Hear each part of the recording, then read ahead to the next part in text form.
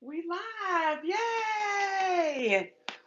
I know I gotta wait for the folks to come in, and I am trying to figure out this lighting and everything. Hopefully, y'all join me. I know it's a Friday evening, and if you are in the metro Memphis area, it has been raining profusely. So I know people may be outside. So hey, boo, hey Tasha, come on in. I'm trying to get this light right. Can you hear me? I'm like you. Let me check the sound. Let me check the visual. But we is live. Come in, take your shoes off, go and sit on the sofa. Get you something to drink out the refrigerator. We got some drinks in there, because this book calls me to drink. I'm trying to figure out this light so it won't be so ugly. Is that better?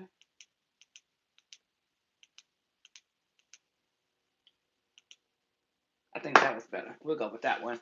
Hey y'all, welcome, welcome, welcome. Come in, come in, come in. Take your shoes off at the door. Because it's raining and it's wet. Take your shoes off. Come in, like I told some other folks. Who was that? Oh my gosh, it's going away so fast. How come I can't see the comments? Hey y'all, hey. That was Letitia, I think. That was her. Yes, Letitia. Hey, hey y'all. Come on in, come on in. We're gonna give folks some time, just a little bit of time to discuss. I know, pull up, sit down. Let's talk about this good here book, child. So, come in, take your shoes off at the door. Um, get something to drink out the refrigerator. I got my rosé. Y'all, I found this rosé cider at my thing keep rocking. I'm sorry. This rosé cider at Trader Joe's, and it's like rosé and a cider, and it is blessed from the Lord. Okay, so I'm drinking rosé cider. Now I gotta pull it up so I can see y'all comments and questions. What is it? It's 8:03. I'm saying that maybe we can just give us a couple more minutes. Let me see. Y'all talking to me? Let me check the sound. Oh, y'all, I gotta get my hair done tomorrow, so it was hair wrap kind of day. Yeah, it was a hair wrap all day today. And we back here in my office. I just moved. You see, I am putting together my bookcase. We got a whole bunch of books that's coming up. So let's see here. Who is here? Hey, Letitia. Hey, Alfria. I think that's how you pronounce it. Hey, Tarshell. It says there's 6 people. Hey, if y'all came in, say something. You know your mama taught you how to come in and speak when you come in the room. So, hey, y'all. Hey. Okay. So, while waiting for people to come in, y'all, because we got to figure out how to have our virtual book club.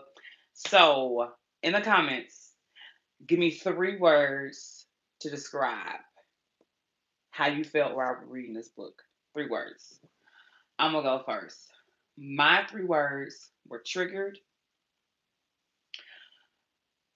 They need Jesus and triggered again. And wow, wow, those are my 3 words. I read this book um 14 years ago when it came out in 2005. And I was more triggered this time around than I was when I first read it. So, what are y'all 3 words? What are y'all 3 words about this book? Tarshell, you said, "Oh hell no." Those, those are your, "Oh hell no." Those are your 3 words. Okay. Who else? Who? 3 words when you first read this book. And Tarshell said, "Oh hell no" again. Okay. Okay. So Tarshell, you just summed up the words "Oh hell no." That's how you felt about this book. Let's see here. Let's see, Alfreda, Letitia, how'd y'all feel? Did y'all get, first of all, did y'all get a chance to finish the book? Deep. Okay. It was deep. It was really deep. Really deep. Let me see. She's still typing. I saw a comma. You haven't finished yet. So what chapter are you on, Alfreda? What chapter did you get to? Talk to me. We'll finish. What chapter did you get to? Because you know we're gonna have some spoilers. Raw, captivating, and solid. I love Daniel Black as an author. He has a whole bunch of other books. I think Perfect Peace was one of his first one in 2005. But I love him as an author. Girl, you almost finished. It's only 33 chapters, so you're doing good. You're doing really good. Some of the stuff we may talk about, you may be like, oh shoot.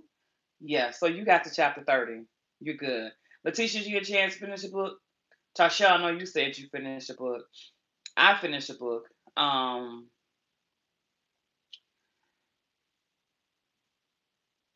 Tasha, this is my second book of his relevant.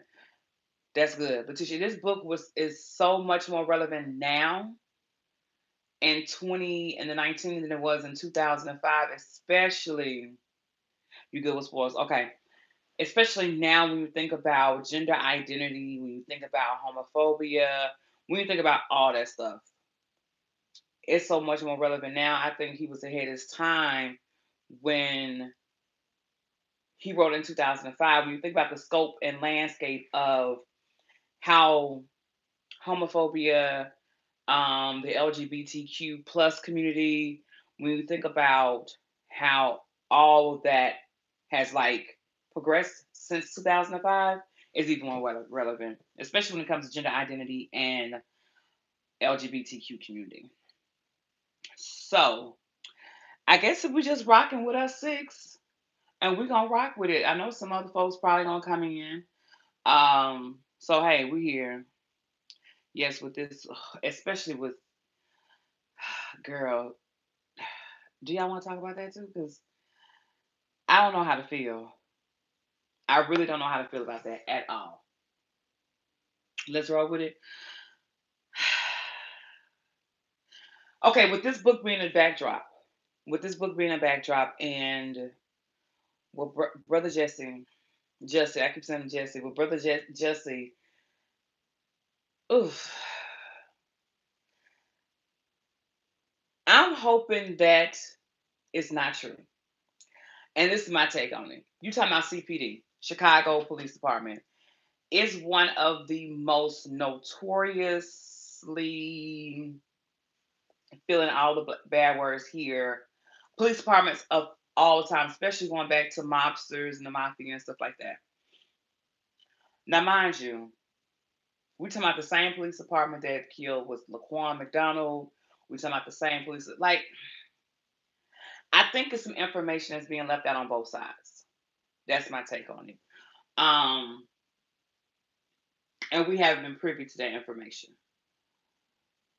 However, whatever that outcome is, this witch hunt, um, girl, the Robert Sylvester and Robert Kraft, that, but before, oh girl, you got, oh, Jesse, and that, I just hope that it's not true, but again, we're talking about CPD, and I just like the witch hunt that they're doing with him right now, because if we're going that hard for a false police report, then we need to call every other person, every white person, man, woman, boy, girl who has ever filed a false police report, especially if it's resulted in the unjust arrest, as well as in or murder of a black or brown person. See, if we're gonna do that for Jesse, go and get the lady from from Chicago that led to Emmett Till being killed.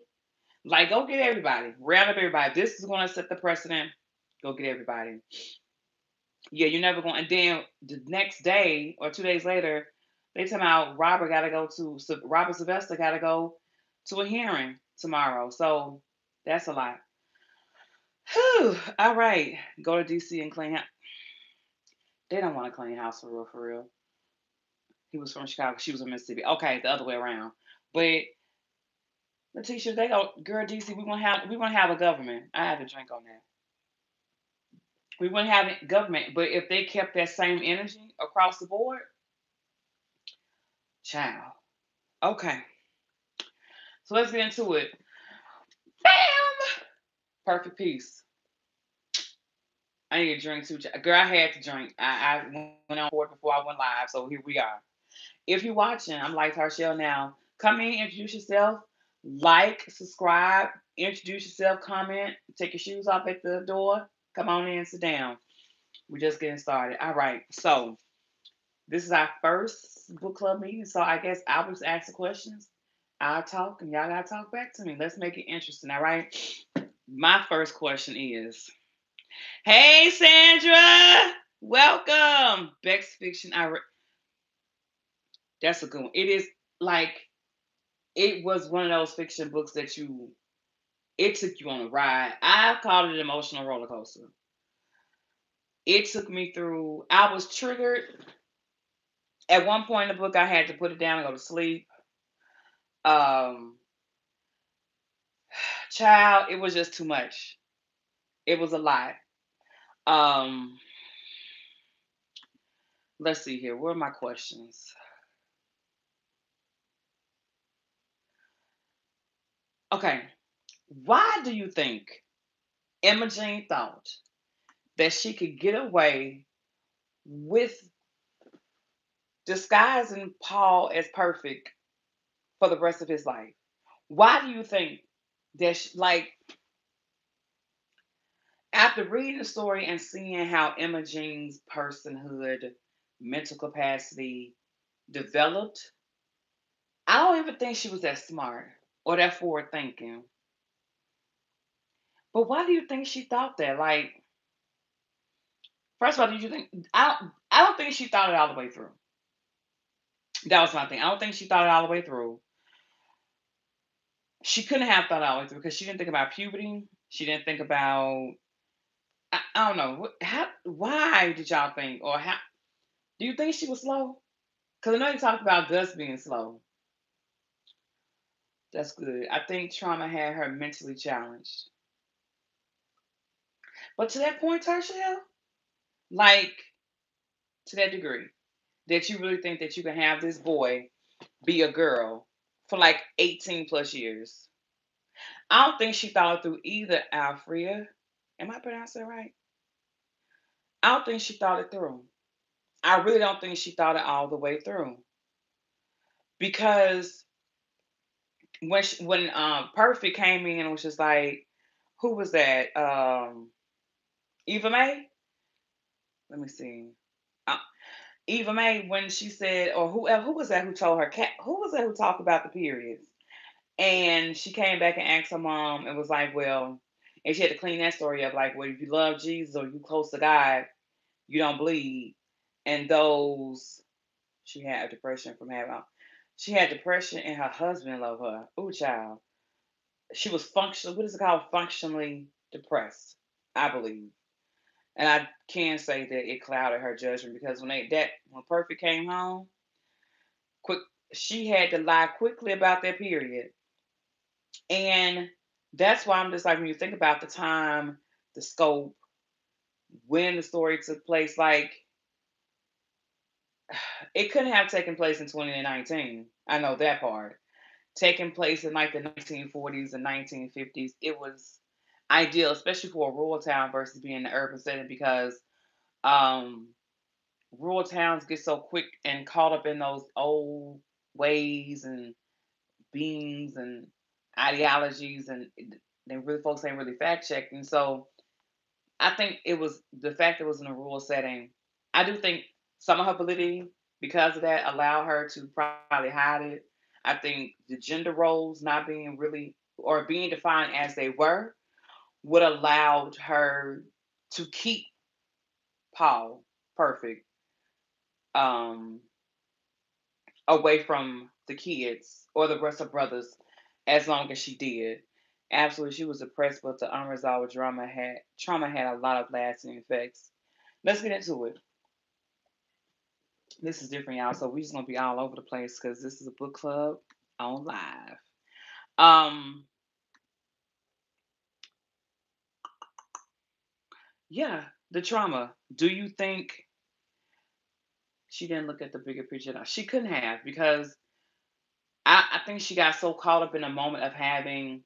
At that moment, she had a boy, She wanted a girl, and now I can make this boy be whatever I want to be a girl.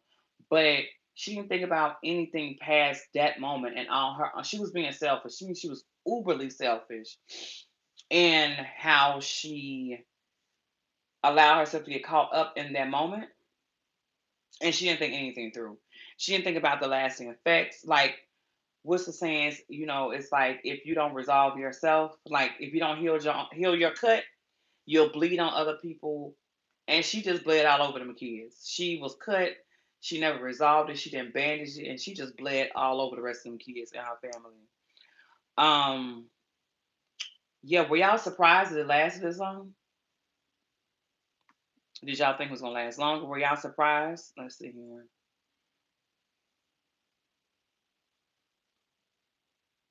She started believing her own lies and couldn't go back. That's a good point, because it's just like she told Henrietta. Henrietta kept up the lie, and by the eighth, when that baby was almost 8, 9 years old, you thought it was gonna last longer, Tarsha? Why do you think it was gonna last longer? I'm surprised it lasted as long as it did. I was wondering how long before somebody found out. That, yeah, because I thought maybe something was gonna happen. Um, like with the Eva May situation with her little girl friend. I'm surprised that she ended so. That was the part that triggered me. That's the point in the book. I had to put the book down and I went to sleep. I'm like, you literally took this girl outside, pulled up your dress, pulled her dress off, took off her underwear, put her on some boys' underwear, put her in a overalls, cut her hair, like you gave this child all of maybe less than 5 minutes to process and unprocess 8 to 9 years of living. That triggered me. And do y'all think the backdrop, like, could that have happened in the city? Like, could that have happened anywhere else outside of Swamp Creek, Arkansas? Like, that triggered me, so I got triggered and I legit had to put the book down because it was just way too much. It was way too much.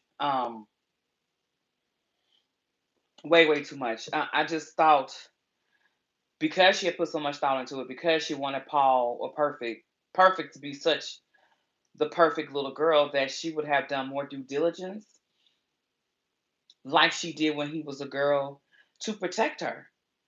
And I think a lot of that has to do with the fact that how we view, or how they view, gender roles, as if when you're a girl, you're protected. You're encapsulated, for lack of better words. You're put to the side. You can't play with other boys. The minute we find you a boy, you got to toughen up. You got to deal with it. Like, we're putting this stuff in your face. Deal with it. Now go be a boy.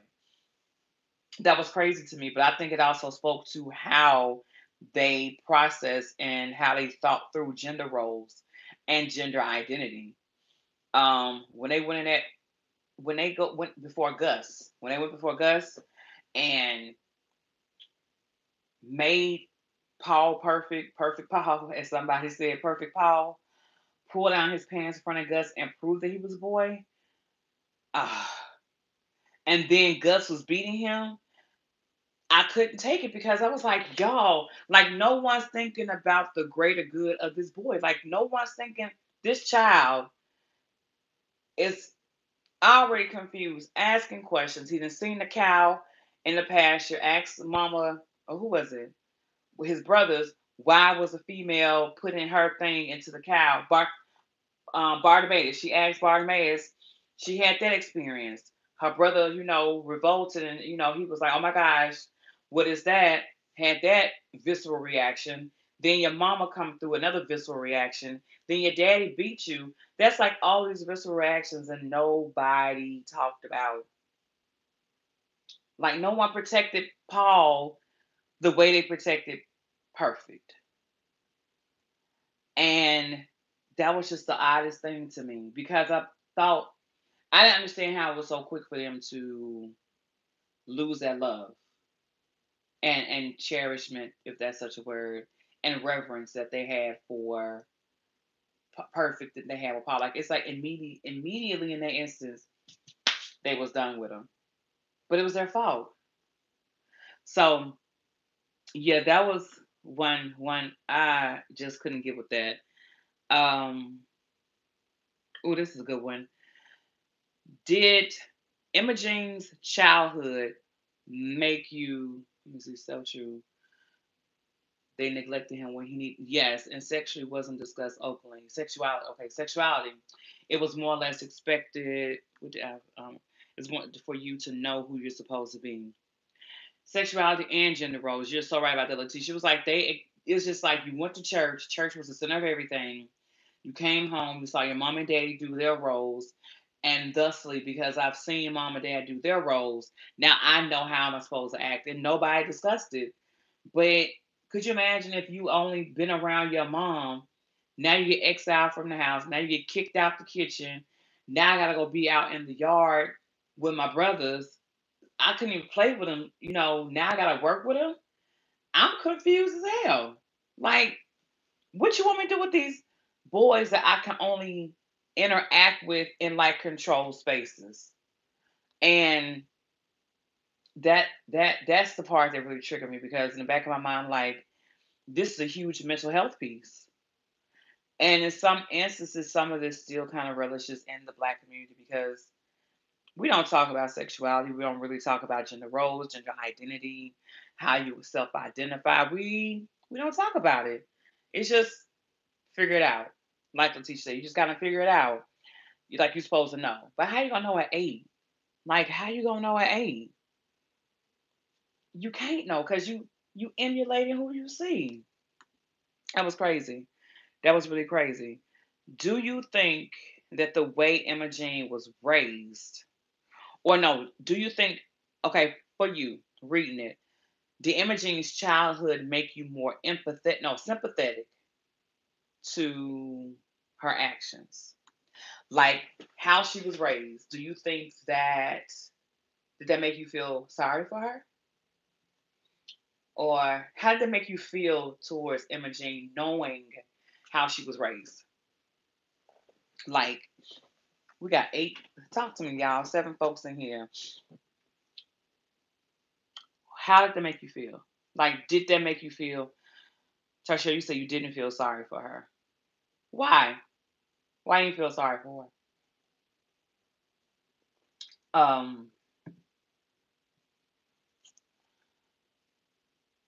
Oh, you said you did feel sorry for her. I'm sorry. You said you did feel sorry for her. I I don't say I was sympathetic. I think I was empathetic. Alfreda said she was sad. Is that from the scope of like being a woman in 2019 sad, or is that like putting yourself in the shoes and imagining what 1950 was? Like, I don't know to be sad for you because I don't think they knew any better. I was empathetic. I wasn't sympathetic. I wanted better from Imogene, and this is just my thought process. I wanted her to do better because she had experienced all that abuse, and I guess hurt people do hurt people. But sometimes my hope is that they do the opposite and don't hurt people. But I guess if all you know is hurt, you're gonna hurt folk. I know that was a lot right there, but I wanted her to do so much better. Like when she looked at Henrietta and said, "We're gonna make this a boy," I was just like, "What the hell are you doing, lady? Like, what are you doing?" Letitia said, "No, even if she had mental health issues, right is right, is wrong is wrong. Right. At some point, her motherly instinct should have taken over." I agree. Like Letitia, I do agree. Tarshell, you said, because I understand what it's like to be abused and she didn't have access to resources we have now, like therapy and self help books. And then Alfreda said, as a child that didn't get the love she needed from her mother. Guess you still typing. I mean, to finish your comment, Alfreda, as a child that didn't get the love she needed from her mother, I would think that she would have given that love to her children. So that goes into my next question. Think she really loved her children? I say that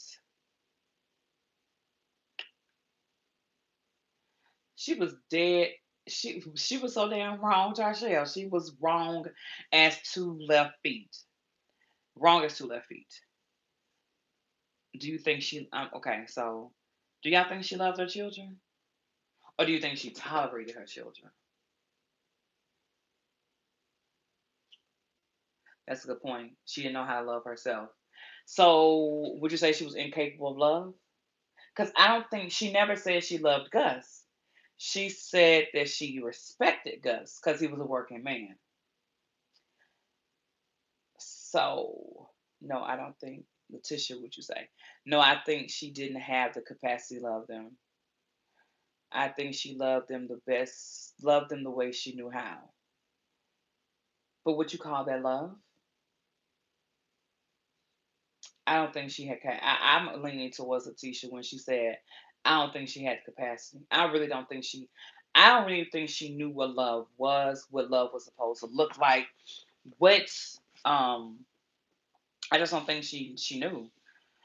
So I think she did. It goes back to what I want to say. Letitia said about sexuality, since it's not openly discussed. I think it goes back to she did what she was expected to do because based on her gender role, which was so clearly discussed, from church they defined everything how men should act, how women should act. I think that she did what she knew to do as a woman as she learned it. Letitia says so she was so damaged that she just coexisted with. I think she did a hell of a job coexisting with everybody in the house. Even Gus, I think they all coexisted in some way, shape, form in that house. Tarshell, I don't think she had the capacity, but she did what she perceived as love. I can agree with that. What she thought love was. I agree with that. I can rock with that. I can. That's good. What she was so damaged. She coexisted like this family just didn't. I think they coexisted so well. Like they put the fun and dysfunctional, even though it wasn't no fun, but they were dysfunctionally coexisting with each other, hands down. That's good, Letitia. They were coexisting with each other. That's all they did. Um, that's all they did. That is all they did. Um, do you think that Henrietta had a choice to not go along with the decision to hide? Let me see. Hold on. I'm lost as to why she kept having the babies. Cause Gus didn't like having sex with her. I was about to ask a question, but Letitia said, "I'm lost."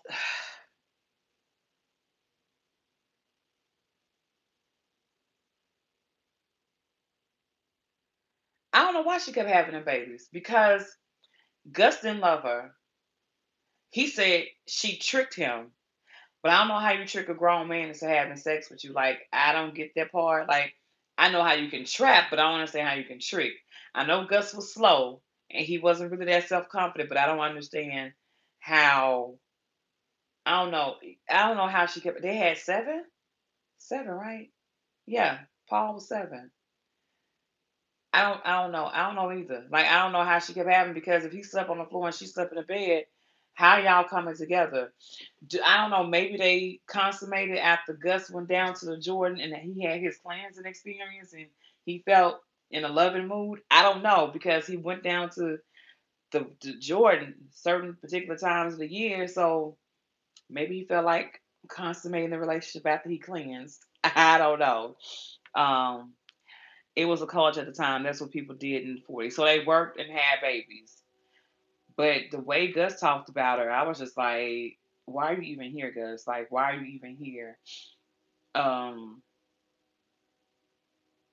Tarsha, you said, I think she loved Perfect, but then Perfect wasn't real. Perfect was created. I don't think she loved Paul. Did anybody love Paul? Let's talk about that. Let's see what y'all say. It is 9 people. We got 4 likes. If y'all in here, hey, introduce yourself, say something. Like, comment, introduce yourself, take your shoes off at the door, get you something cold drink out the refrigerator. But Tarsha, you said no. You don't think anybody loved Perfect? I mean, Paul. Do you think Eva May loved Paul? Yes, Eva May. Do you think she loved Paul?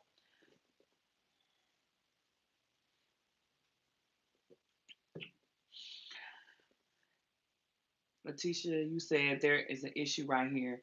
He didn't like to have sex with her, so maybe there was some sexual abuse somewhere, and she used sex as a form of communication. Ooh, y'all going deep. They didn't talk about it, but that's a possibility. She used sex as a form of communication.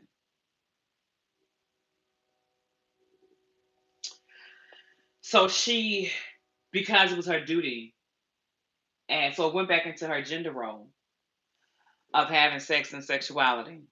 So I'm sorry, y'all, my phone dying. So it went back into her gender role of sex and sexuality. So she knew how to have sex with her husband.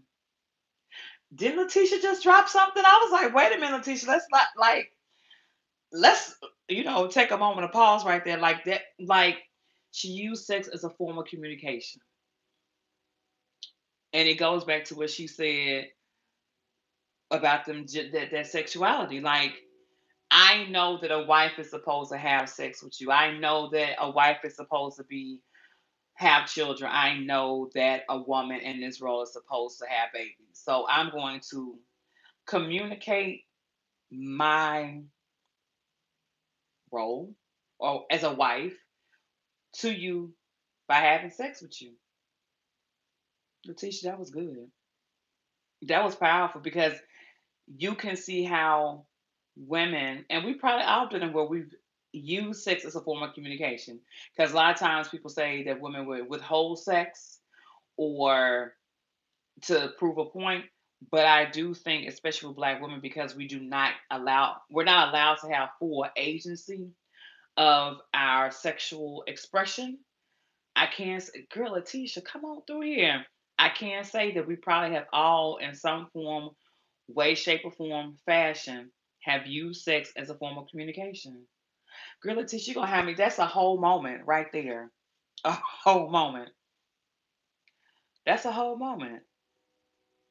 I'm sorry, you did drop the mic. I was like, wait, hold on, wait. Tarshell said something. I was like, let's come back. Wait, I said I had to lean in. Like that's an intersection of a whole bunch of stuff.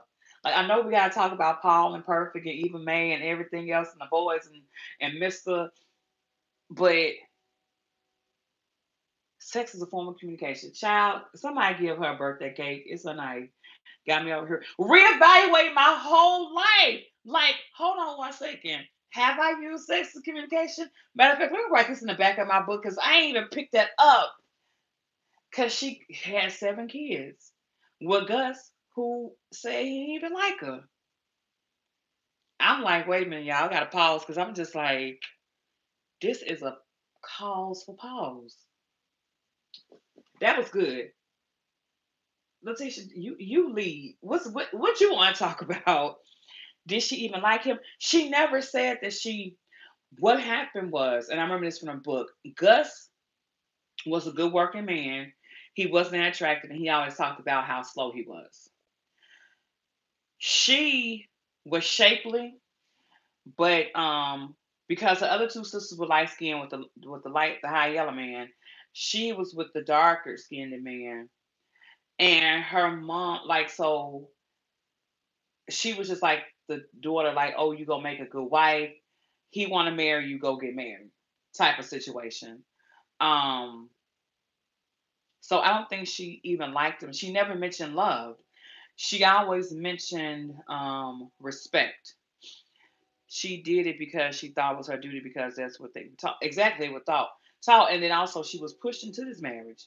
Like it wasn't like, oh, I love him, I like him. It was like you getting older, he need a wife, you need a husband, y'all going on to get married. So I don't even think she liked him. I think it was like out of duty. Okay, I gotta plug on my phone, y'all. So my bad.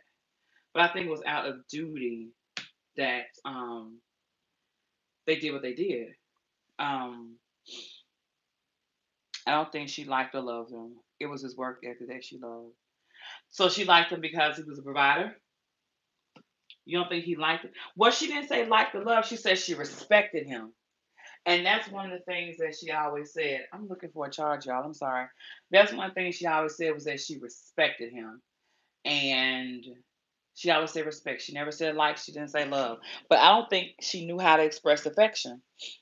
Um, except with Perfect, because Perfect was her isn't that what the main thing we look for in a mate? Letitia, I'm gonna put you out this room. Gone on now. Get out.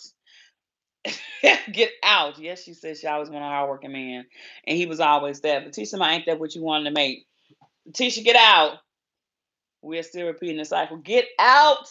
Somebody put Alan out. I'm just calling her by her last name. I'm looking for a charger because she got me distracted. I'm about to put Alan out. Is that we're repeating the cycle? Please don't put me out. No, I'm not gonna put you out. But I mean, it goes back to like people saying, "Don't marry for love." Debbie Letitia. We're repeating the cycle, so we just find. I didn't think we was gonna go here, Miss Allen. Jeez Louise. Um, child, I'm confused. I don't even know where we're going. We're repeating the cycle. Do you think we really are repeating the cycle? That we're just marrying people? Well, they tell you don't marry for love. Well, that so we were married for respect and good sex. Oh, y'all so wrong. But I mean, I'm sorry, y'all. I'm really looking for a charger. This is so like on YouTube live. Like, sorry. Um, and the ping. So we married for somebody that's hardworking and got good ping. Okay. Looks fade. So hardworking and good ping. But you love them though. Girl, we spent a whole bunch of time, girl, because I didn't realize that I was gonna find pieces of myself in this retarded mama. And then Letitia up in here dropping mics and bombs. And I'm not trying to find myself in Imogene. That's what I'm not trying to do. No. Child, I'm confused and led astray. Secure the bag, sis. Yes, but I mean, okay, so in 2019, what Emma did was she secured the bag. Is that what y'all saying? She secured the bag? Is that what she did? She secured the bag. She had that man some babies. At the time, you needed babies to work the field and secure the bag some more. So was she just securing the bag? I'm waiting for y'all to say something. Don't laugh at my Clorox. I was cleaning. Did she secure the bag? I'm waiting. I'm going to get a charger. Where y'all go? Y'all in there? So she secured the bag. Okay. We're going to rock with that then. Let's get off of Imogene. Hey! There y'all go. Welcome, welcome, welcome. I know it's a Friday night at 8 o'clock and it's been crazy all over the world. Did you finish reading the book? I forgot what her name is. I know it's Kofi Planet. Hey, Kofi. I hope I'm pronouncing that right. I think that's the right way to say it. Thank you for joining us. Take your shoes off at the front door. Go in the refrigerator, get you something cold to drink. Come on in this living room. Did you get a chance to finish the book? Talk to me. And while you hear three words that you felt while you was reading the book. Let me see here. Because if we let the teacher keep going, we're gonna be in here trying to find all of ourselves in Imogene. Welcome anyway. Let me see. Here go Letitia with her dissertation. She said, "We all have some of Imogene hereditarily. As Black women, we aren't taught to be anything but a wife and a mother. We aren't expected to do anything else." I'm putting you out, Letitia. Because a lot of our validity, especially from Black community, if you don't have a child by a certain time, if you don't do this by a certain time, I ain't think I was gonna find myself in Imogene first and foremost. So let me throw something at you. But I see a lot of our identity is tied to being a wife and a mother. And if you're not that by a certain age, by a certain time, people start to question like your validity as a woman, what you're doing. Um, why you two put me in timeout, told me to take a break. I was coming in too much. I hate that. No, we need the conversation, but Letitia, get out. Just get out. Cause I didn't even think about all this when I first read this book. I was so focused on Paul. She said, no, I was so focused on Paul and Perfect and Eva May and Catherine and the brothers. I didn't even think to break down Imogene like this. I did not. I didn't. I'm confused. I ain't even got up to get this charger. I'm pretty sure that's changing, but mostly because there's so many single mothers. That's true, but it's almost like she is us and we are her, the door. Imogene is a whole story. Imogene is a whole story by herself. Like it's almost like you do a white paper on Imogene and how the intersections of everything that she deals with encompasses the modern day black woman. I'm tired of y'all. What she say? Kofi? I'm pretty sure that's changing because there's so many single mothers. But it's almost like we'll take motherhood over being a wife, but we expect to be perfect mothers and perfect working women. Hands down. It's almost okay, you may not be married because Emma Jean's mom wasn't married. She had the babies with the good high yellow man, and then she had the babies with the dark skinned man, but she never married any of them. But she still was how you say it, revered. That's the word in the community as a good mom. Like coffee, I messed it up. I know at first I think I said it right, and then it is coffee. I'm so sorry. I messed it up. I said coffee. I mean coffee. And if we are married, we have to be perfect wives. We have to be perfect. Period. Almost like in the word perfect peace. Like we have to be perfect, and we have to, and we're told to be His peace. Oh, that's deep. Oh my gosh, we have to be perfect, and we have to be His peace. Cause they say be His peace, cause He fight battles outside. I'm blame Letitia. Blame her. She did this. That's why I had to drink. She did this. We done went down a whole tangent about Imogene. And I'm trying to get to Henrietta and these brothers and Mister. We have to do everything to be everybody and neglect our own thing. Blame Letitia. You started this. Letitia started this. We're supposed to work like we don't have kids, take care of home and family like we don't work. Yep, that's why we over here preaching stuff. Period, point blank, because I believe Imogene had self-cared just a little bit. Like if she had a baby doll when she was younger, because she wanted a doll, so she made perfect her doll. If she had a baby doll, maybe she would have been just a little bit more able to cope with what she was going through. I'm blaming. Put Letitia out. I'm sorry, y'all. I thought my phone was charged. It's not. Ugh. I'm all in the mirror. I'm sorry. This is probably like the worst YouTube etiquette ever, but we're gonna rock with it tonight. I know better next time. Bam, we got power. All right. So that's how perfect cop coped in a sense. I'm not saying no, you gotta keep saying stuff, but you dropping like bombs over here to get us thinking. Coffee, that's why over here. I have it today on the comments, which is weird. I don't know. It is good conversation because I was not expecting Miss Allen to come in here, but like, no chicks. Imogene is us. We are Imogene. Discuss among yourselves. She just sent us on a whole rabbit hole by that child. So since we talking about the women, I know Tarshell, you mentioned it earlier about Eva May. Was she being fast? Did y'all like okay? So what did y'all think about their relationship? Like that whole go out and okay. What do you think about their relationship? Like clearly, Eva was watching some folks do what they do because she reenacted it. Do you think it was realistic that she did that with Perfect? And do you think that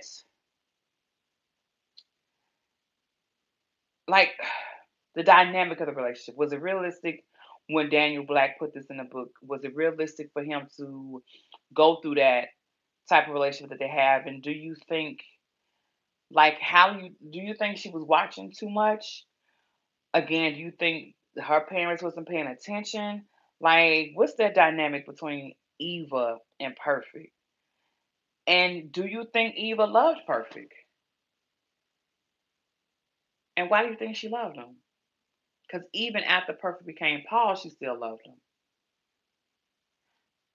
Let me see. She actually wasn't even being fast. She was doing that because she saw it, and when she tried it, her body did what a body does. That felt good to her. I don't think she was being fast either, because even now I'm very slow to call a child fast, especially a black girl fast, because we're already hypersexualized. I think that Eva Marie, is it Eva? Yeah, Eva Imogene, Eva Marie. Eva May, I'm sorry, Eva May. I wanted her name to be Eva Marie. Eva May was like Tarshell saying, she was acting out what she saw. And I think she was acting out what she saw. And like you said, she felt good. Maybe there was sexual abuse and she was just repeating the cycle. Well, she was saying that well, this is what my mama does and this is what my daddy does. And because remember when Perfect was like, I've never seen my, when she smacked him on the butt, he was like, that's what my daddy do when she in the cooking or when mommy walks to the house. And this is what I see my mom do on my dad.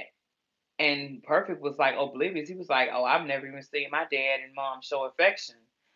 So I think she was just exposed. She saw it, and then because the body's natural reaction to it, it's going to feel good because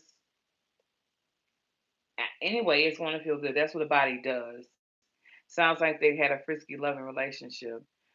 I feel like they were frisky and loving within the confines of them gender roles because then at one time when he smacked her across her face because she was the daddy, Perfect was the mom, and remember he kept he meaning Eva was like, "Shut up, woman. This is how it's supposed to be.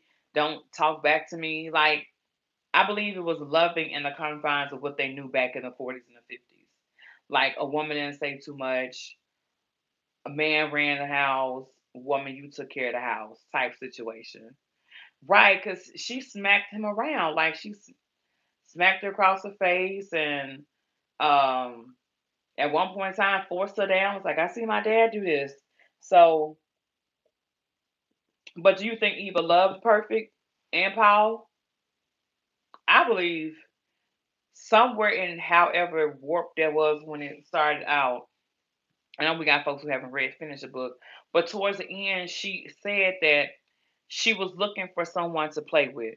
Like she said that they were skipping in front of the house, hoping that Imogene would call them over to come play with Perfect because Perfect didn't have friends and Eva didn't have friends. How you get confused, Coffee? What confused you? Talk to us. What confused you?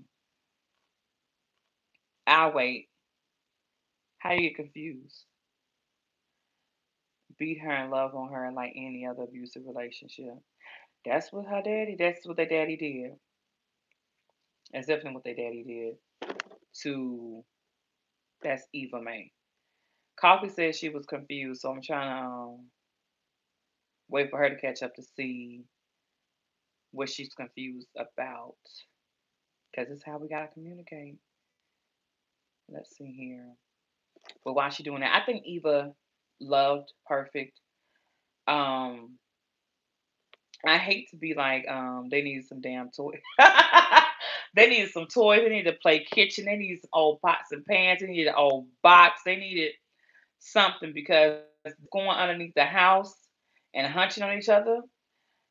I was slowly anticipating. Well, no, it did happen. I was in because again, I was 14 years ago when I read the book the first time. I was waiting for Perfect to have like a um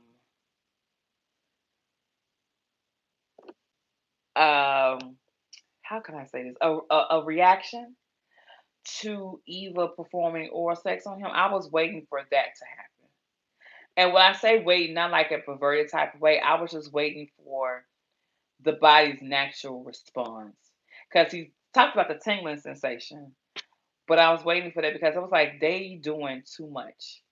Like, where is this pretend kitchen and can we get back to this pretend kitchen and this pretend living room? Because he keeps talking about this tingling sensation, and I was waiting for the tingling sensation to produce yeah.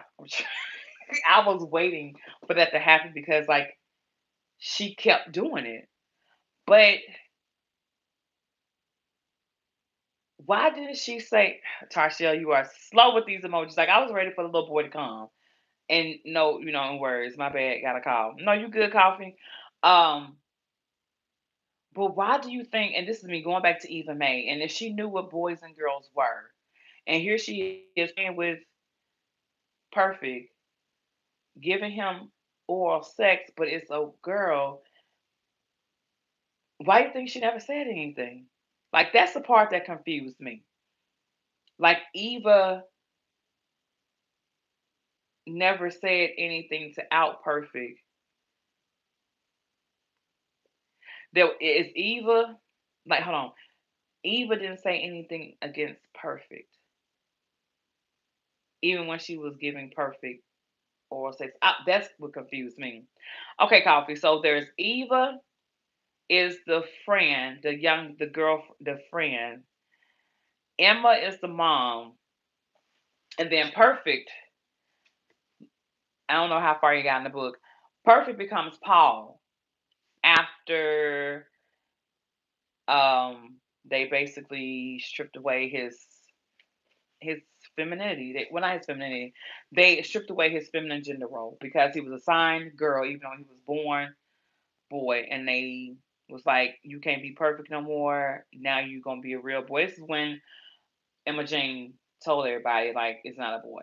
It's not a girl. It's a boy, and her name is no longer gonna be perfect. The name is gonna be Paul. So I hope that clears up the confusion, coffee. Um, but do y'all think Eva loved Paul Perfect? Paul, Perfect Paul. Do y'all think she loved him? Or do you think misery, well, for her, misery gave her the company? Like, do you think her love for him was genuine as a friendship? Or do you think it was the fact that she didn't have anybody to play with? And here was this child who was perfect, who didn't have anybody to play with, brought them together. And then, even in the midst of him being ousted, for lack of better words, he's not even further exiled. Now I still have a friend. Like, do y'all think they loved each other? Or do y'all think they just was, what is it? The circumstances surrounding how they met kept them being friends and loving each other? Like, do you think it was genuine or do you think it was forced? Y'all talk to me. I'm finna find the next question because, baby, I ain't think we was gonna spend this much time on Emma. Whoo, child. Tarshell says I think they loved each other. So Perfect and Eva were in a relationship, but Eva was the main male role. Yes, Eva was. That's when they were playing pretend. Like they used to play house. You know how we used to play house when we were younger. When they were children, around 7, 8, Eva and Perfect were friends. They weren't in a relationship. They was acting out what they saw their parents do. But Eva was the husband, and Perfect was the mama. There was a love, but as friends, I don't think they were in love. No, they weren't in love. I believe that Perfect had a very good, like I think it was very platonic. I think towards the end when Eva thought that she was gonna end up alone, I think when she thought she was gonna end up alone as they got older, graduating, and folks was getting married. I believe when she realized that she was gonna end up alone, that's when the love kind of for me turned toxic. Because if you think about how she acted at the dance when Paul took, who did he take? Catherine? No, not Catherine. He took it was Catherine, I think, when Paul took Catherine to the dance and instead of her. And hey Elisa. Hold on, is it Elisa? I think so. Tell me if I mess I hate messing up folks' name because my name is LáDeia. Tell me if I pronounce that right. Elisa. Okay. Hey boo. Call you Ellie. Hey, did I mess it up? If I did, I'm sorry. But that she said that's Ellie in the house. But I think that her love for him became toxic towards the end because she was just like, well, if he a man, he was a girl. That's my friend. I'm stuck with him. Um, oh, okay, she got another page. Got you. I just think that's what it was. I think it started off like a platonic love, and then I think she was like, "Well, we're gonna be stuck together with each other." Um, yes. So that's the whole situation with Eva Marie. Um, so this is my thing with Eva. Towards the end, I know everybody didn't finish it. When she set that house on fire, because for those who didn't finish the book, later on after Perfect becomes Paul, and as they grow up, get older, I think they want to say that he's maybe what we may traditionally call maybe a junior, senior in high school. I was popping in because I was told I should watch it. You fine? Hey. Eva was somebody who I would consider like I needed her on my team. Like everybody needs an Eva, ride or die, hands down, no matter how the love is. You need an Eva on your team because when them boys came for him after he went from Perfect to Paul, she even know why they changed him. Oh, coffee. Why did they change him? Backing up for coffee. They changed Perfect to Paul because Perfect started asking questions. Because his friend Eva was telling her about bleeding. Like they're like 9, 8 or 9, and they're started talking about like reproductive stuff, having cycles and this and the third. And then Perfect saw some cows in the pasture and was like, "Oh, why is that female or the girl cow putting her thing in the male cow?" And so everything she knew about woman, female, girl was kind of flip flop, reverse. Like, I'm a girl, I have a penis. Girls have penises. Girls have penises. Boys don't. And so because she started asking these questions, and I think when her mom started to realize that she was asking these questions, she took her out in the field and basically was just like, "You're not a girl, you're a boy." And that's when her mom showed her her body, and she was like, "That's a boy thing," and completely changed her situation of what she knew as her life in like 3 minutes in the field somewhere on the stoop. So that's why they changed Perfect to Paul. Hope that answers your question, Coffee. Back to Eva. Let me tell you something. What the heck? Why in the world would they raise him as a girl? Coffee. Okay, so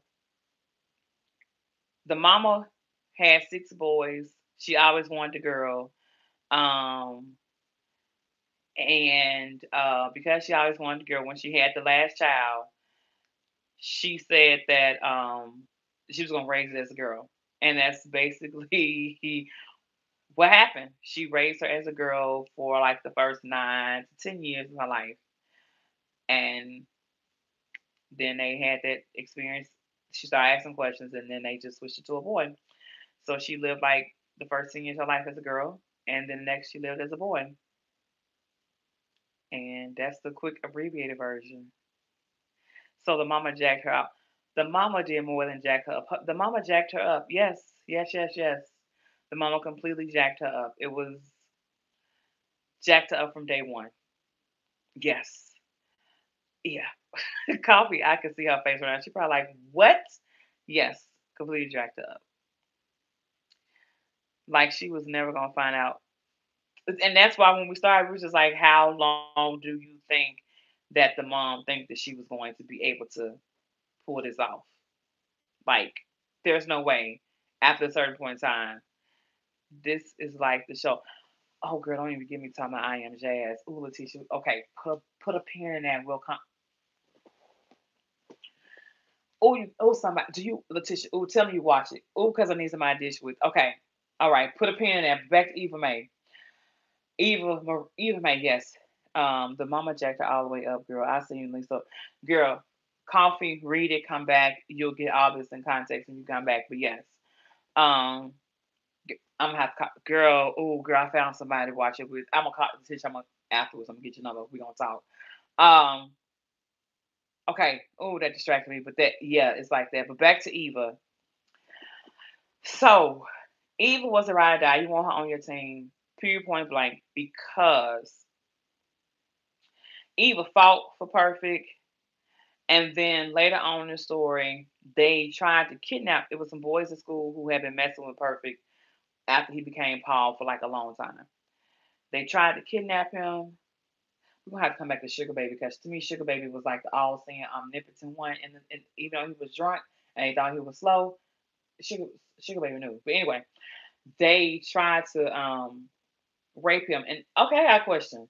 My whole thing is, if y'all were so afraid of this boy, if y'all were so, why would you, okay? I didn't understand why was you trying to rape him.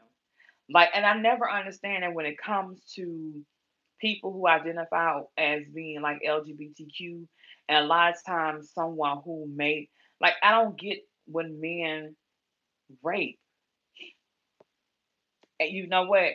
You right, Coffee. Rape is about the power. You right. Okay, you right. Period point blank. It's about the power.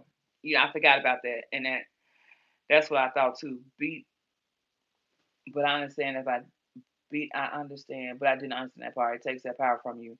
I didn't understand, and now that Coffee said that it is all about power. So they were it's like they tried to kidnap him, tried to tie him up, and they tried to rape him and they started, but the town drunk interrupted it. And Paul never knew, Perfect Paul, never knew who did it. But Sugar Baby, who I loved his character in this book, I love Sugar Baby's character.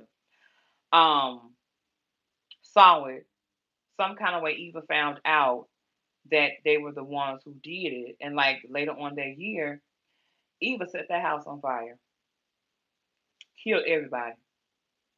I think Letitia said she didn't finish all the way through, so that's one of your spoilers. Killed everybody, and she was just trying to catch the brothers in the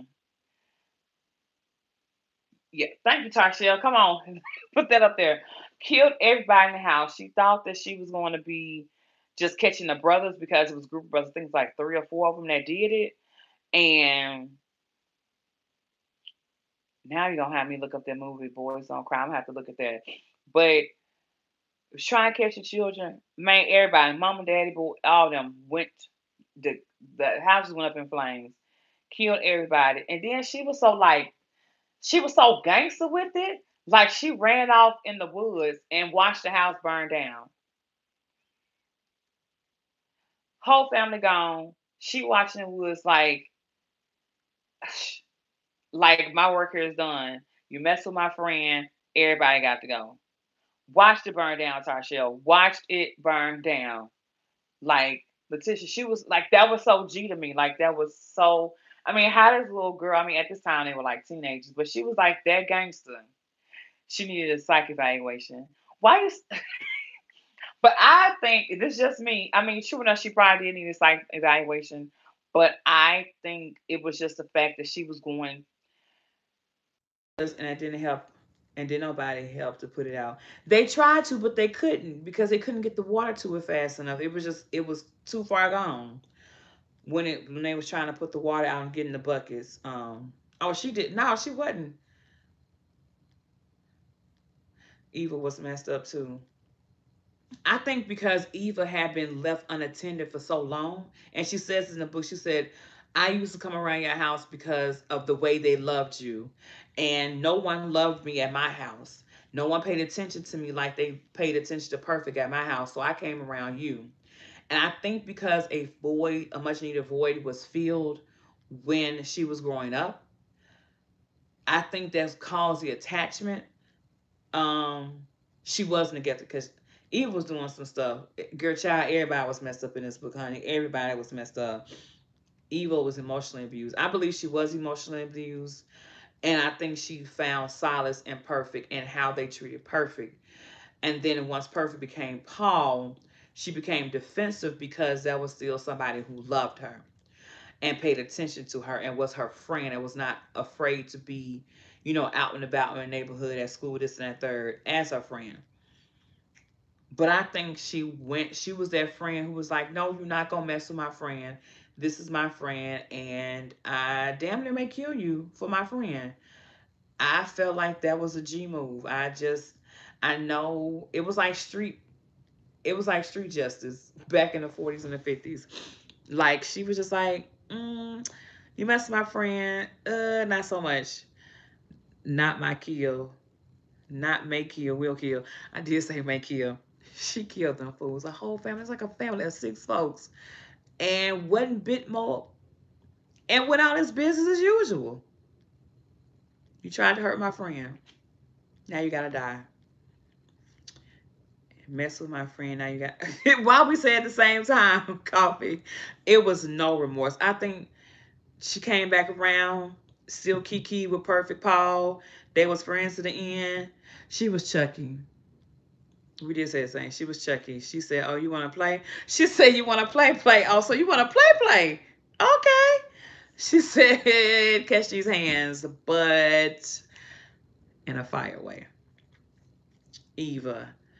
But that was Eva. So, y'all,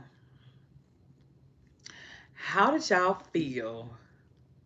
And this is the part that I love. When y'all found out that Mr. had a boyfriend, how y'all feel? Mind you, Mr. used to beat the dog snot out of Perfect Paul. But baby, when he went off into the woods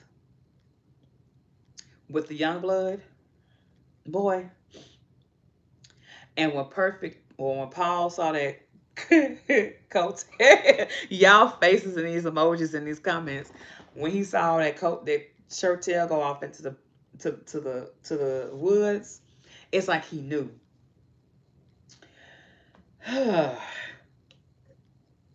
Mind you, again, I read this book before. Why forget Mr. was gay? He was hiding it because it wasn't acceptable for a man to like a man. I know he was hiding it, but to me, I understood why he was so hard on on Paul. Because remember growing up, he was so jealous of that doggone doll. He was jealous of the doll. He was mad at the doll. He was upset that Perfect got all the attention. Then it's like the minute he became, then I rose and threw the book. Tarshell said, Letitia put up this crazy face, like her eyes were just all over. And then Tarshell said, I died, I came back to life, then I died again, then I rose. So you resurrected, and then you threw the book. Y'all, I have forgot. I have forgot. I have forgot. I have forgot that Mr. Hat was gay.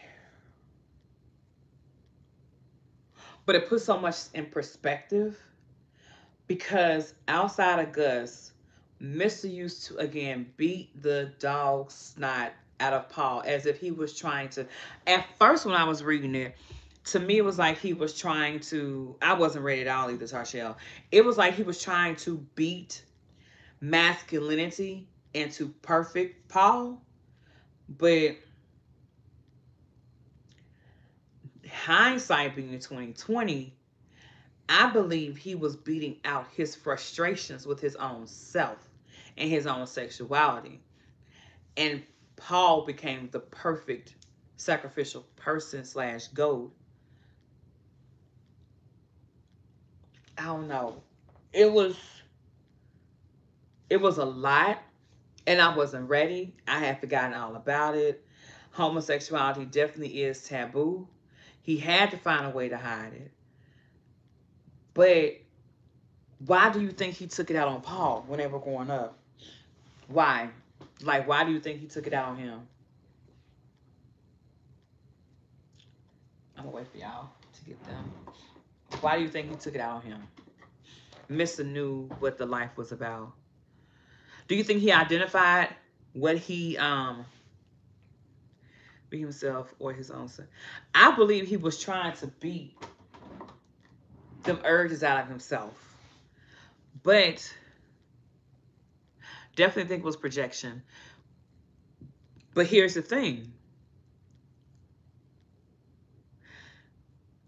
Do you think, oh, this is so, do you think Paul / Perfect was gay?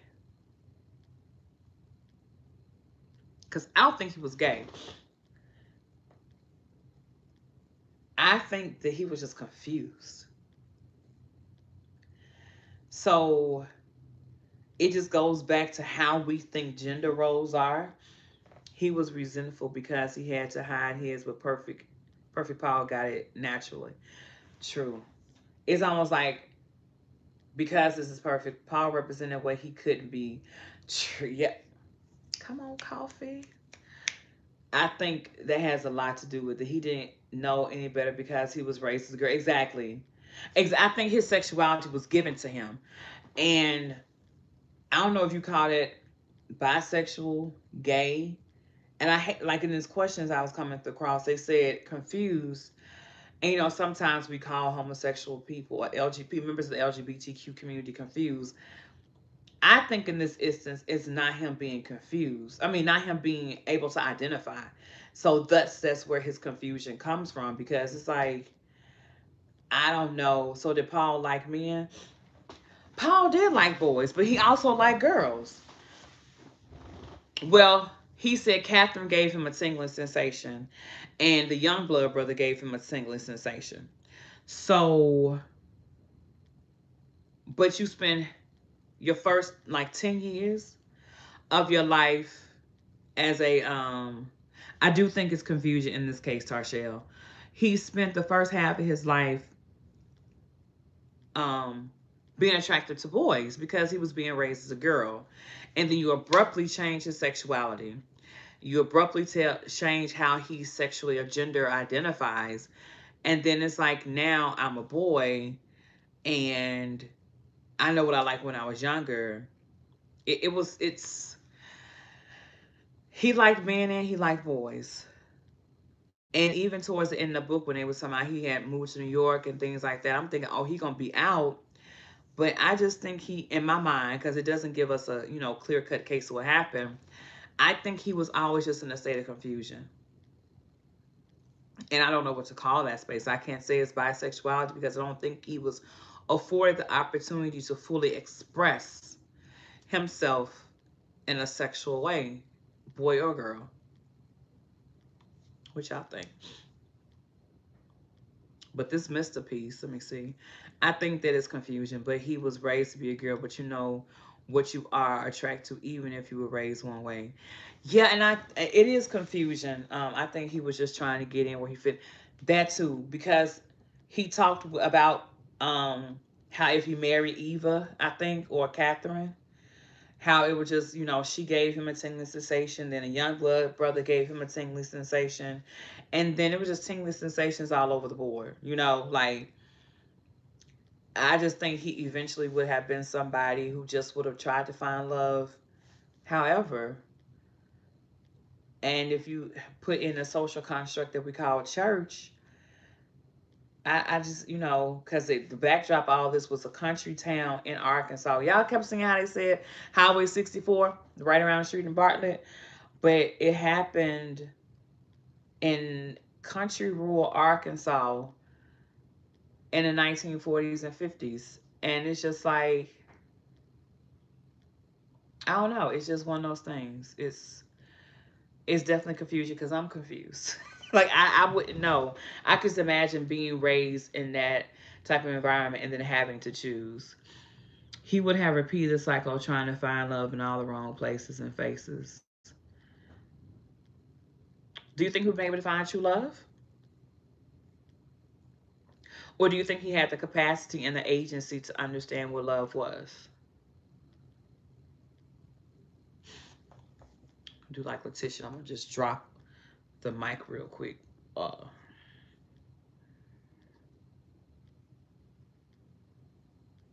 me see what y'all say. While y'all thinking about that. I don't know. I think he would have been able to find. I don't know. It was just, in my opinion, I don't think he would have identified with love. I think his state of confusion would have just been so confusing that he would have just stuck with finding love and being a designer, a clothing designer, and just going from there. I think he would have, but not until he was much older. Yeah, I can agree with that. I can understand that point of view because I do think he would have been like much older and then finding love, almost like after he would have created enough distance between where he was in Arkansas, this new life in New York, and it would have been like enough time, almost like you would have time to push the past away. It would have been with a man. You think it would have been with a man?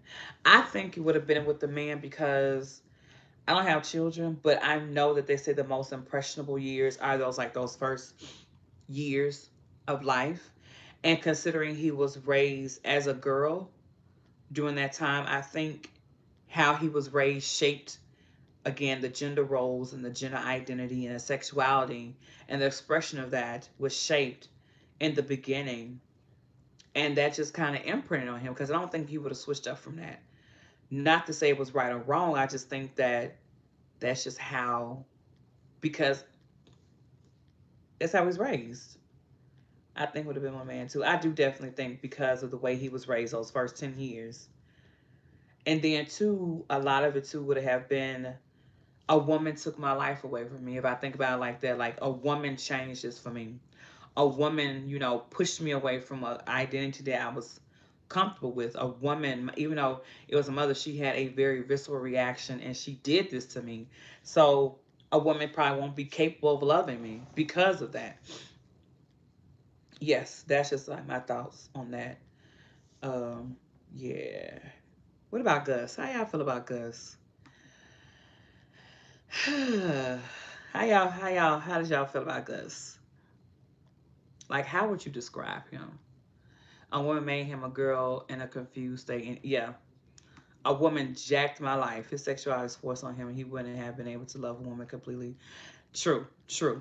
Definitely true. Like, I don't think he would have ever been able to fully love a woman because of Emma and the way his first couple of years were. Why did Gus make you mad, Tarshell? Let's talk. Let's lean in. Why did Gus make you mad? Why did Gus make you mad? There was something wrong with Gus. Period, point blank, there was something wrong with Gus. I'm gonna tell y'all my feelings about Gus, and then y'all start typing y'all feelings about Gus. My take on Gus is that, again, this book was so dripping in like gender roles, beating that baby like that, gender roles and gender identity. I think because his upbringing did not secure him in manhood or what a man looked like, that he just went through life just wondering. And I say that meaning like his expression with his feelings and him being able to express himself, period. Like, remember when he said he didn't feel comfortable talking around other men. He didn't feel comfortable saying certain things. Like he had to go he and this was just like crazy to me, but I understood it. It was almost like he might have been slow, but he understand like the spiritual and like the cleansingness and the cleansing mechanism of rain and the symbolic ofness, the symbolism, that's the word, of going out to Jordan and how rain and cleansing and purging and crying, like if that ain't in touch with your emotions, I don't know what is. But then he only could do it during the rain. So I was just like, why? Yeah, and that's the part. It's like Letitia said, it's just like it goes back to black men being strong. They can't cry, they can't be vulnerable, weak, but it's acceptable to do it during the rain in Jordan, in the middle of the river. I was rain hides the tears, but everybody knew you was down there crying.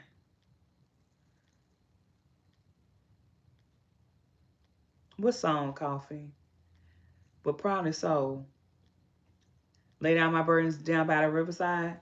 I won't go outside in the rain. Yeah, all that. Any song that talks about rain.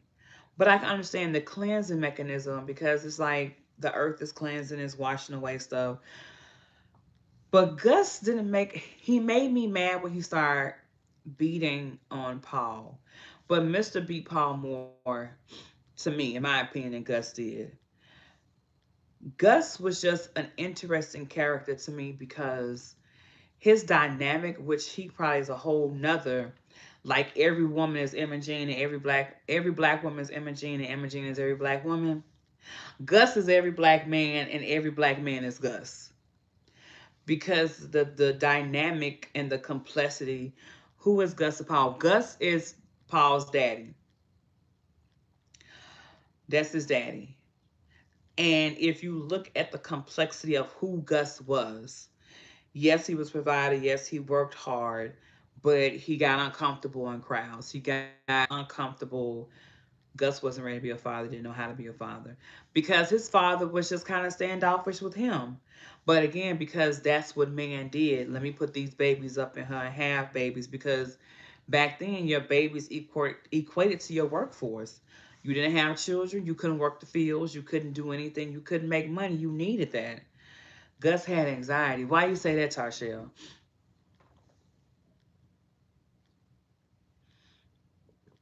I'll wait. Why you say he had anxiety?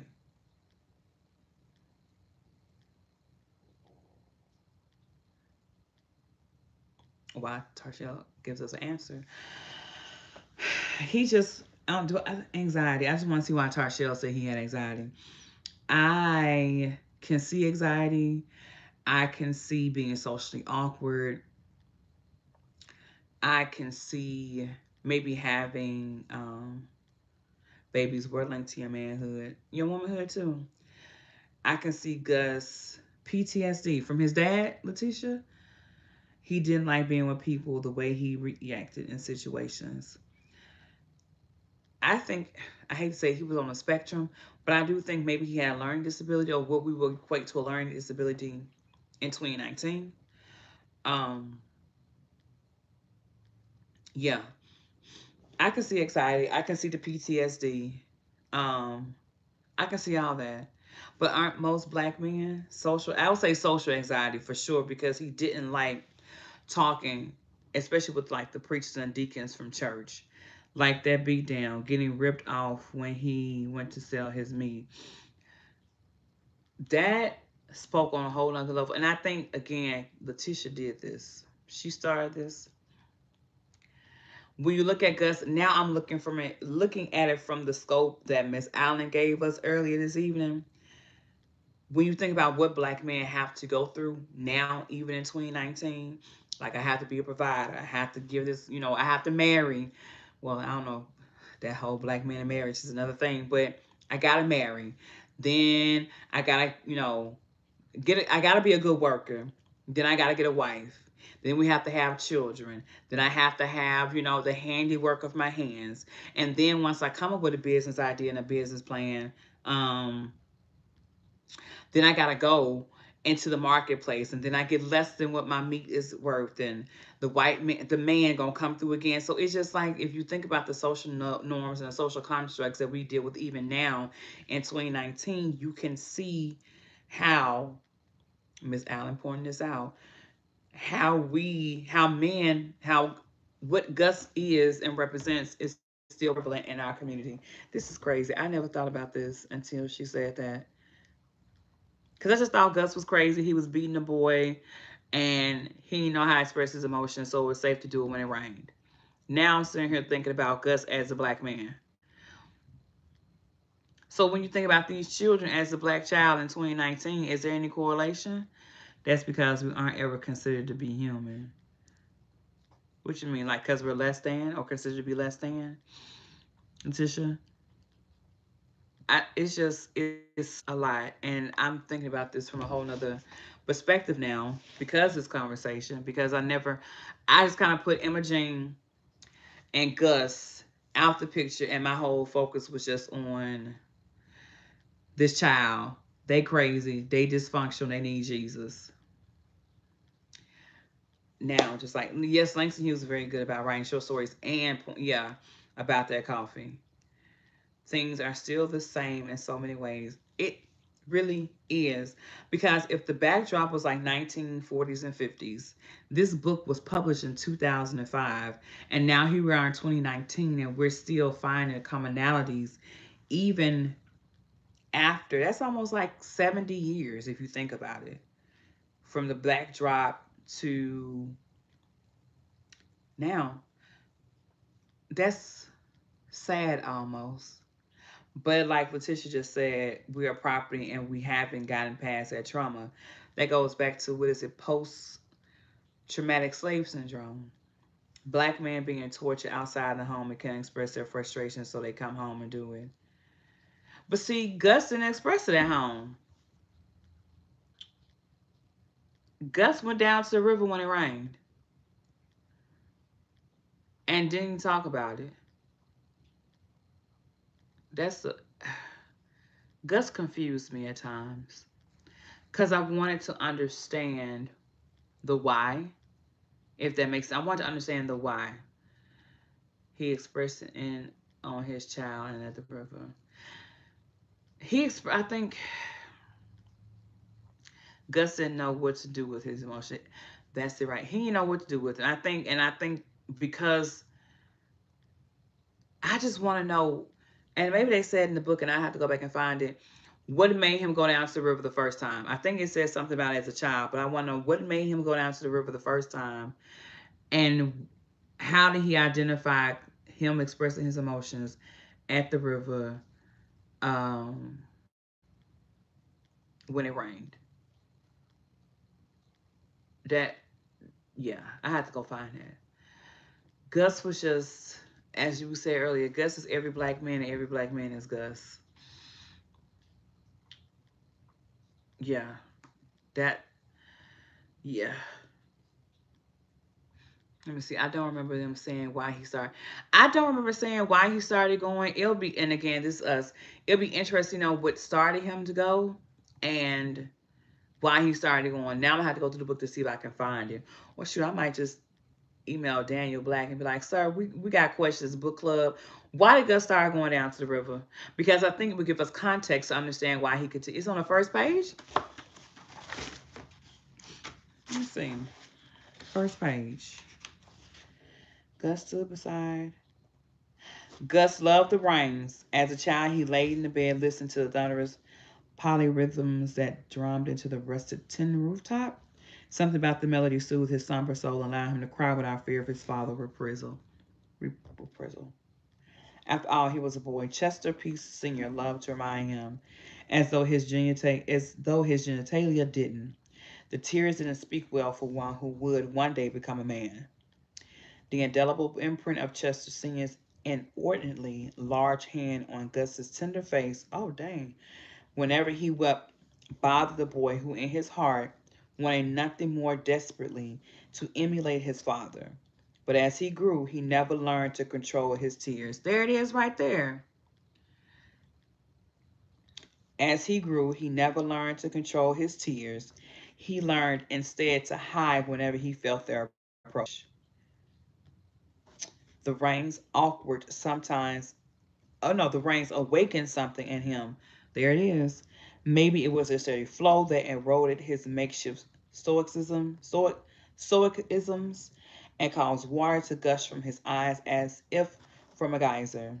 Whatever the connection, Gus always wept along with the rains. He convinced himself that the sky, like him, was cursed with a heavy heart that required annual purging. So every spring since his 10th birthday, how did I miss this? Every spring since his 10th birthday, when the scent of moisture filled his nose, he escaped to the Jordan River and stood amid rain, wailing away pain like a woman in labor. Whether it lasted for hours or even a day, no one expected his return to normalcy until the showers subsided. Miss Allen. I don't know how I missed that.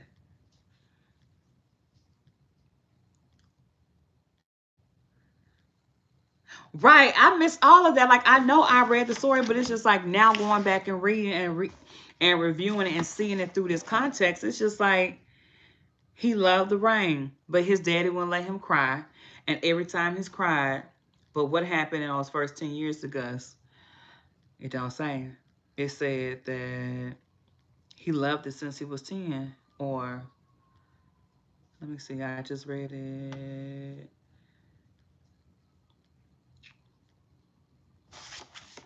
I don't know. Maybe 10 was like the, but what happened in those first 10 years of Gus? Read the first paragraph again. He was unable to escape when he was at 10. The first paragraph, it says, Gus stood beside the living room window, waiting for the annual spring rains. They should have come by now, he noted, glancing at the battered Motley funeral home calendar hanging from a nail on the wall. It was May 17th, 1940, and Gus's wilted crops made him wonder if somehow he had angered Mother Nature. Usually the rains came between March and April, freeing him to hunt or fish the latter part of spring while cabbage, collards, and tomato sprouts strengthened in the moistened earth. That year, the stubborn rains prolonged the daily sojourn. Gus and the boys took to the river and back. Locals called it to the Jordan, carrying 5-gallon buckets of water for their own and sprouts of survival. He was able, but why would he cry in his room when it rained when he was younger? Let's see. Gus loved the rains. As a child, he laid in bed listening to the thunderous polyrhythms they drummed into the rusted tin roof. Oh, I just did. Something about the melody soothed his somber soul and allowed him to cry without fear of his father's reprisal. I think that's right. After all, he was a boy. Chester P. Sr. loved to remind him as though his genitalia didn't, and tears didn't speak well for one who would one day become a man. The indelible imprint of Chester Sr.'s inordinately large hand on Gus's tender face whenever he wept never bothered the boy who, in his heart, wanted nothing more desperately than to emulate his father. Oh, but he would cry in his room when it rained. Oh, I'm sorry, I read that wrong. As he grew, let me see, he may have been a little feminine acting, so his dad beat him. Because it says, but as he grew, he never learned to control his tears. He learned instead to hide whenever he felt their approach. So, based on that paragraph, maybe he, you know how you have some children who are emotional and they express it. Maybe not so much emotional, they're more in touch with their children. I've seen little boys and little girls like this. They're just in touch with their emotional side. Like they express their emotions. But within the Black community, we automatically assume that something's wrong with them as a boy, as a child, and they not supposed to express their emotions because it's automatically equated to being soft and equated to being, being a sissy or whatever. Although that's not correct, I just think, children should be able to emote how they emote. But again, the backdrop for this is 1940. Some men just don't want little boys to cry after they aren't a certain age. That's true. And it just seems like here, I guess once he got some double digits, his father wasn't having it. He was sensitive, but in those days, he would have been looked at if something's wrong. Exactly. It's almost like they weren't given the agency to emote. And we see how that now can lead to toxic masculinity. And it's just like, I'm a human. Like, God gave me this full range of emotions. So why wouldn't I use my emotions? So maybe he was feminine and that's not allowed for boys, but look how that passed down to his sons. I'm not going to say he was feminine. I say maybe he was just more in touch with his emotions. Because I don't think being in touch with your emotions should automatically equate to you being feminine. It's just you being in touch with your emotions. Like you like to emote or you're emoting or almost like, I hate to say they're emotional, but you're passionate and you express that and you're expressive with it. And we automatically equate that to being feminine. It's not really being feminine, it's just being a human being. I don't even think that it was because he was emotional. It said he liked the rains and that he learned to control his tears. So I think that he cried a lot. Why did he cry a lot? I don't know. Some people cry a lot because it was cleansing. I mean, it was perceived as feminine. Yeah, I think it's just because he was taught that men don't cry. I think he was a bit maybe one of those who only because it says here he never learned to control his tears, which means he would tear frequently and he had to hide on the inside. But that's just, yeah, I never missed it. Letitia, I didn't pay attention to that. I mean, I read it, but in this context, it makes sense. So that's why Gus was the way he was. Maybe he was a mama's boy and a crybaby and didn't grow out of the crime. That's true too. He could have just been like, I'm going to express every emotion I feel, damn it, and you going to take it and love it. And daddy was just like, no. So I get it. We done had a whole discussion about Gus and about Imogene. We done talked about Mr. Who? Oh, since we're here, what did y'all think of Henrietta's revenge on Imogene? But everybody didn't finish reading the book. Did everybody get to the point where Imogene needed revenge? We gonna have to meet again for this book. Letitia did her homework, came. Baby, Letitia said, She was like, on page 107, second paragraph, fourth line. She came ready, bookmark and everything. Because we've been on here, how long we been on here now? 96 minutes, an hour and a half. Oh, y'all. And she didn't even finish the book. So, what y'all want to do? Like, you on chapter 30. Let me see what chapter 30 is. Book is how, girl, baby got highlights. It's footprints. She got stuff in the footnotes. If you are watching, because it said we got 10 people watching. If you're watching, thumbs up it. Make sure you thumbs up it. Like this video. Leave a comment. Let us know that you're here. Y'all watching the cut. Well, I see why she analyzed. She did. And I think I analyzed, my analysis of what was going on was much more focused on the relationships that Perfect had. Because, again, especially having now, I'm only on page 9. No, you said, what? You only on page, you said you was on chapter 30. I'm confused, Tisha. What you talking about? I think now being in this space and doing advocacy work, and right, she is playing. Had doing advocacy work with HIV, a lot of the intersection is oh, Alfrea says she on chapter 30. Gotcha. Letitia, you on page 9? I don't believe it. Tarshell, she need more people. But like I was saying, working and being an HIV advocate and working in this space, the intersections of the LGBTQ plus community and HIV, I started reading it and analyzing it from the scope of Perfect and what she may have experienced.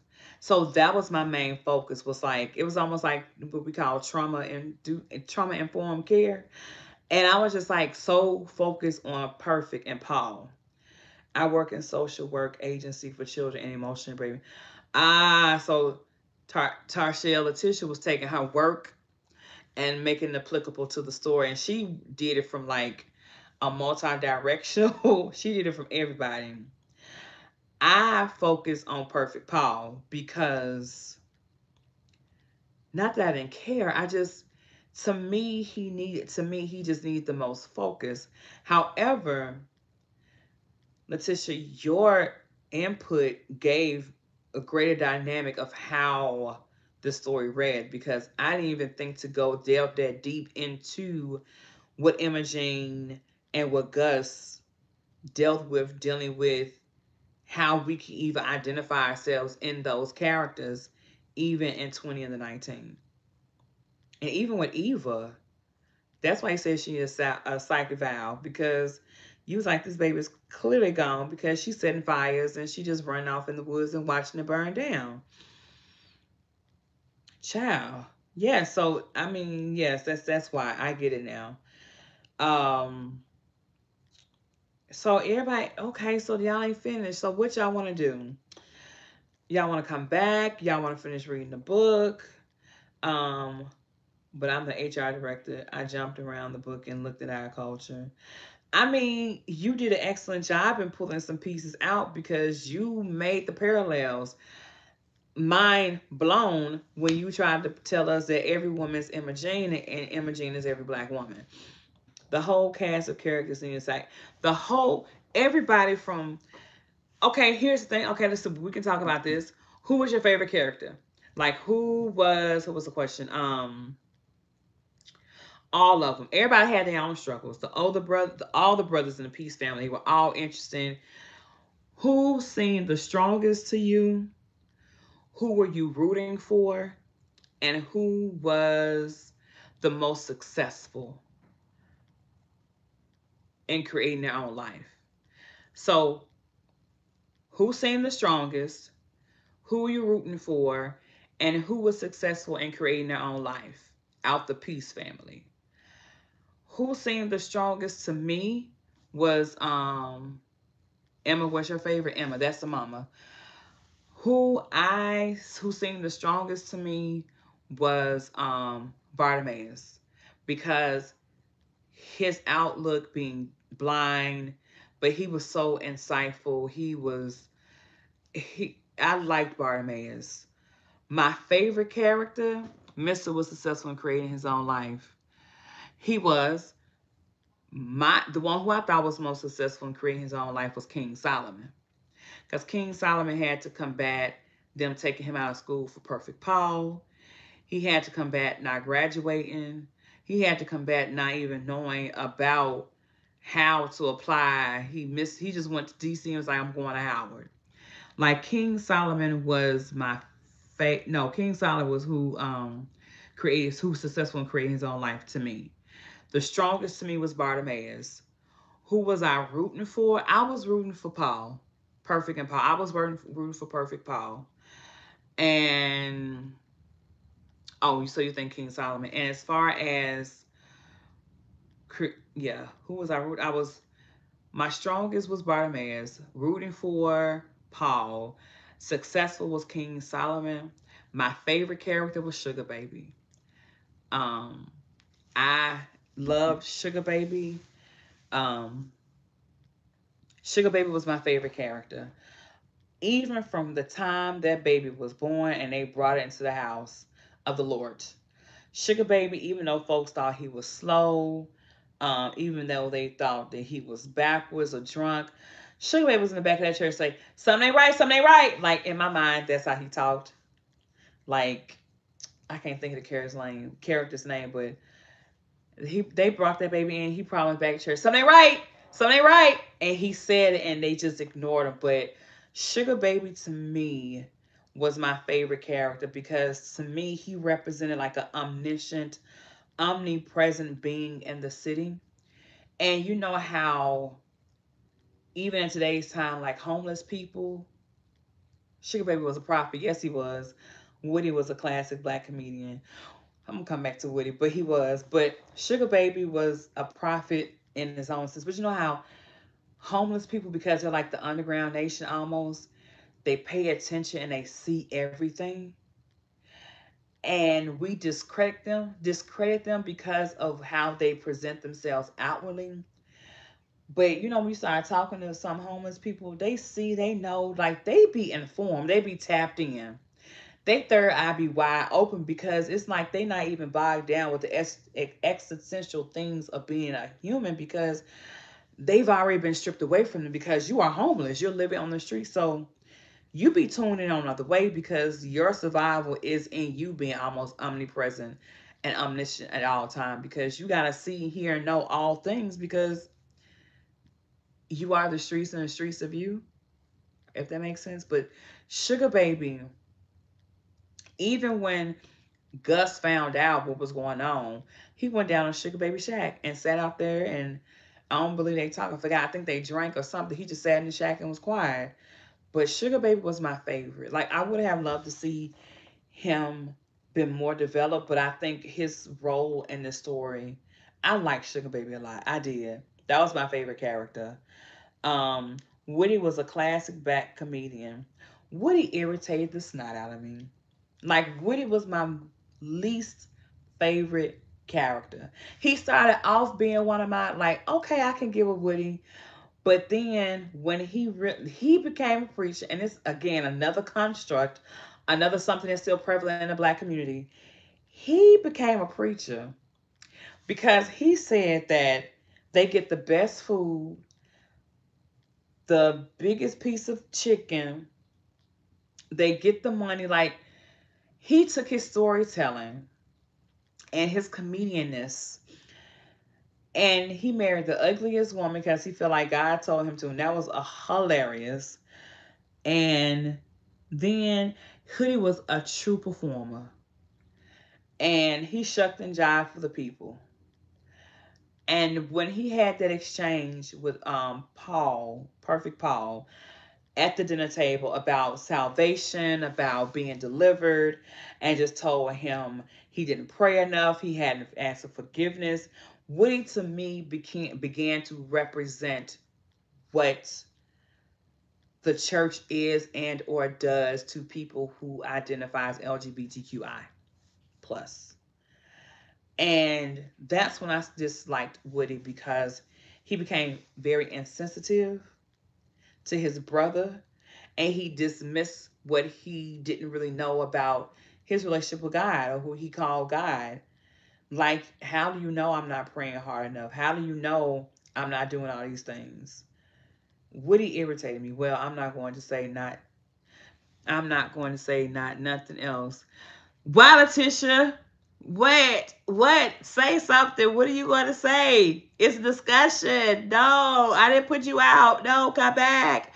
But no, that was my take on Woody. He irritated my soul. He started off funny in the book when he was talking, and he was a young person, and he was on a porch, and he had the people talking and kikiing. When he walked up there and said he got the call. Sir, he didn't get the call. He wanted the biggest piece of chicken. He's the prettiest and the biggest piece of chicken. Yes. But that was mine. Where is Alfreda? You on chapter 30. Who was your favorite one? I know Coffee says she didn't read, I don't think. Church is a show, and Woody fit right in, and that's where we get the big, this would have been, okay, don't give me I had this conversation with Mama the other day. Because I love the Lord. I'm saved, sanctified, filled with the Holy Ghost, and I love Jesus. But sometimes the church, yeah, church, child, I'll call you for that one. You like Sugar Baby? Who was your least favorite, Alfreda? Who was your least favorite? She said, "Amen," and amen again. Right. Don't get Tarshell started. We'll be on here for another hour and some change. But who was your least favorite, Alfreda? Who was your least favorite, and who was you rooting for the most? Uh, Emma was my least favorite. Out of everybody, why was she your least favorite? Talk to us. When we call, we will put you on three-way, Tarshell. Why was Emma your least favorite?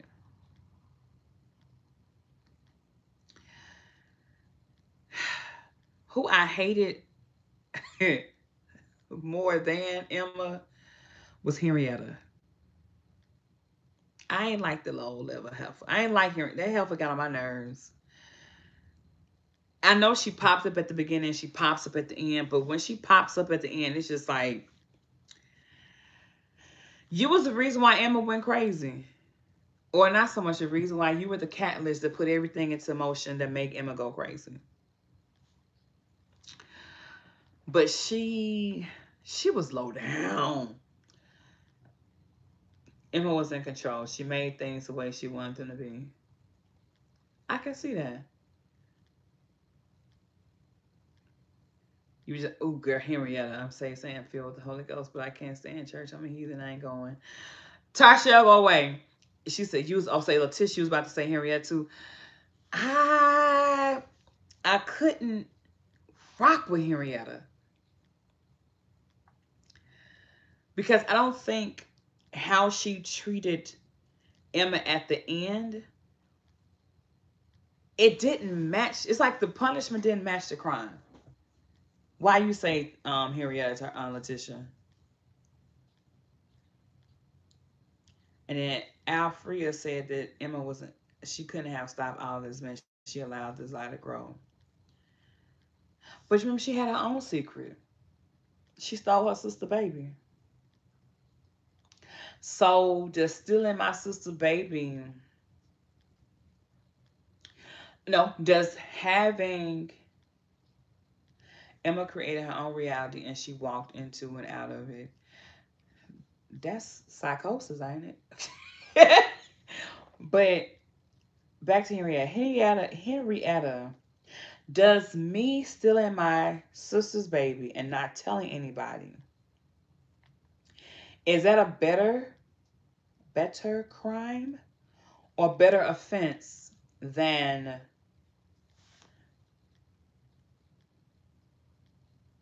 than having a child that's born boy but raising it as a girl? Like when we had our like book club meeting here in Memphis, it was people too. I think two ladies in the group who said that they knew someone this has happened to in real life. That boggled my mind. They were both wrong. It's all the same lie. That's why I was thinking. It was just like, does one lie trump the other? Like Henrietta, Emma, does one lie trump the other? And to me, the indignation that Henrietta had to think that, yeah, I'm trying to figure out like what lie. I mean, I know a lie is a lie, but it's just like, because Henrietta used that as a trump card. Like she used it as a trump to say, well, I did this, but you did this. And it's like in the hierarchy of lies, like y'all both lying. And I just don't understand where, for lack of better words, Henrietta became so righteously indignant about what um about what Emma was doing, that she felt like she can hold this over Emma's head and then not pay any recompense for what she did. Coffee says she thinks raising that baby as a girl was worse.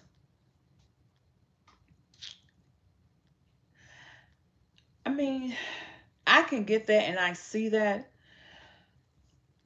but it's almost like Henrietta thought that she was just better than.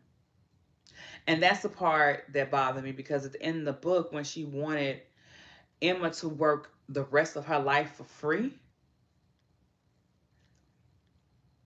I don't know. Henrietta must have forgotten that she was going to be judged too. Those gates ain't going to. No, I think the consequences were worse, but the lies were equal. Like the outcome of your decisions. I get that, Tarshell. Like the outcome of your decision for taking your sister's baby and raising it as your own may not be as as recomprehensible, for lack of better words, if that isn't the right word, as raising a whole boy as a girl. And so, like Coffee said, she effed that baby whole life up, and she did. Versus, on the other hand, this other person just thought one person was her mom, but she's actually her aunt. So I can see, if we had to choose between the two, she's less messed up. The Henrietta's child been less messed up than Paul. I mean, I get it, but Henrietta didn't have to do that. No. For those who got to the end of the book, whose voice do you think was the voice? Remember that um Imogene, after she started working with Henrietta, she named it Silence. Henrietta was very evil to me. She was very evil. She was evil. Um, and I think for the first time in Imogene's life, she says in the book that she had quiet, and she called it silence. But whose voice do you think she heard when silence talked? The devil herself. Henrietta was, yes, but who she was, like, it was her own voice, the psychosis. Okay. You don't think it was her mom's voice? I kind of thought that maybe it went from her conscious slash subconscious speaking, and also the voice of her mom. What y'all think? Tarshell says it was psychosis. I found it interesting that she named silence silence. But then at the same time, too, I do understand that silence can be deafening because then you're left with your own thoughts. And sometimes that silence is very loud. Maybe it could have been. Okay.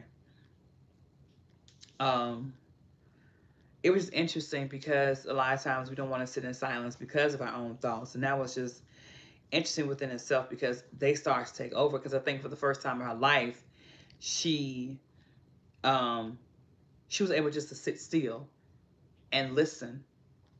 And because she had all these resolved issues, her thoughts and her subconscious got loud.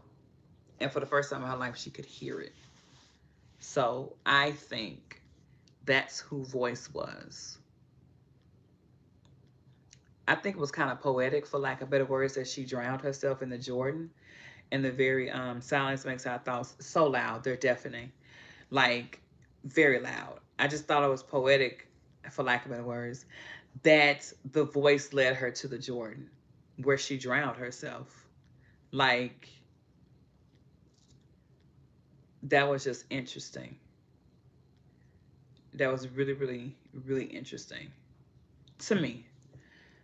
The ending was very poetic. It was very poetic. I like the fact that the brothers came together independently towards the end together with just themselves without the parents. Um, because out of all the relationships, it showed just how seductive suicide is. It does show, going back to that, yes, that the voice began to that the voices led her. Who tells the story? Um, the voices led her to. They seduced her out the house. Like, she put on her dress, she got her bag, she put her shoes on, she went down to the river, and knowing that she know how to swim, and it took her out into the river, and she was in the river, and then she just like let go, and it's just like, ma'am, because even I think Gus said something about like she didn't even know how to swim, but she went down to the river. It was just all the years that she never went down there with Gus or Bartimaeus, she just wondered what they were doing down there, and this is the very river that you go to cleanse your soul, but your cleanse is a lot deeper. It ends up being a lot deeper, and then the fact how they found her, like, she wasn't at peace even when she died. Even in death, she wasn't at peace. It was like she was tormented by the decisions that she made, and even in death, in the decision to end her life, she was still struggling with the decision because they found her and said her eyes were wide open, and she, like, her facial expressions even like she just it like she even fought in that. Um, they said peace, a face wasn't peaceful at all, and I think the name of the book, Perfect Peace, is just like she was just searching for peace. I think everybody in the book was searching for some type of peace, like some type of resolve of peace. And even though the baby name was Perfect and their last name was Peace, they were the most unpeaceful family ever in the whole world. But they were all on their own individual quest to find peace. Um, yeah, that was kind of poetic. Yeah, it was poetic to me. That it ended that way. Like I was saying, like, I like the fact that the brothers came together. All everybody wants was perfect peace. All anybody, everybody wanted was perfect peace. So you think it's just gonna be about? It was just ironic, situational irony that the family name was peace, and they were the most unpeaceful family in the midst of chaos because nobody in that town, I believe, had full peace. Um, and everything was not perfect in their house. That's just, yes. Meanwhile, perfect peace was rejected in so many ways by so many people. Tasha, don't you come up in here and drop your mics? It's almost like perfect peace. Oh, because it didn't look like what people thought it was supposed to look like, and it wasn't supposed to be. It didn't come, and how people thought it was supposed to come. They rejected it. Perfect peace. That's Tarshel's doing. But ask the author for the epilogue. He did. I do have something from him. Let me see here. Let me see. It tells they wanted perfect peace, but they didn't want perfect. They wanted perfect peace how they wanted it to be presented, how they wanted it to be packaged, how all that.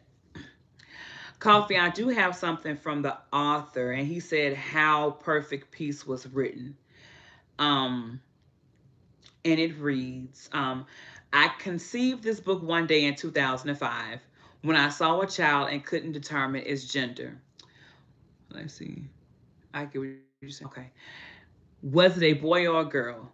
Then I wondered why it mattered at all. I knew the child was human. That wasn't up for question.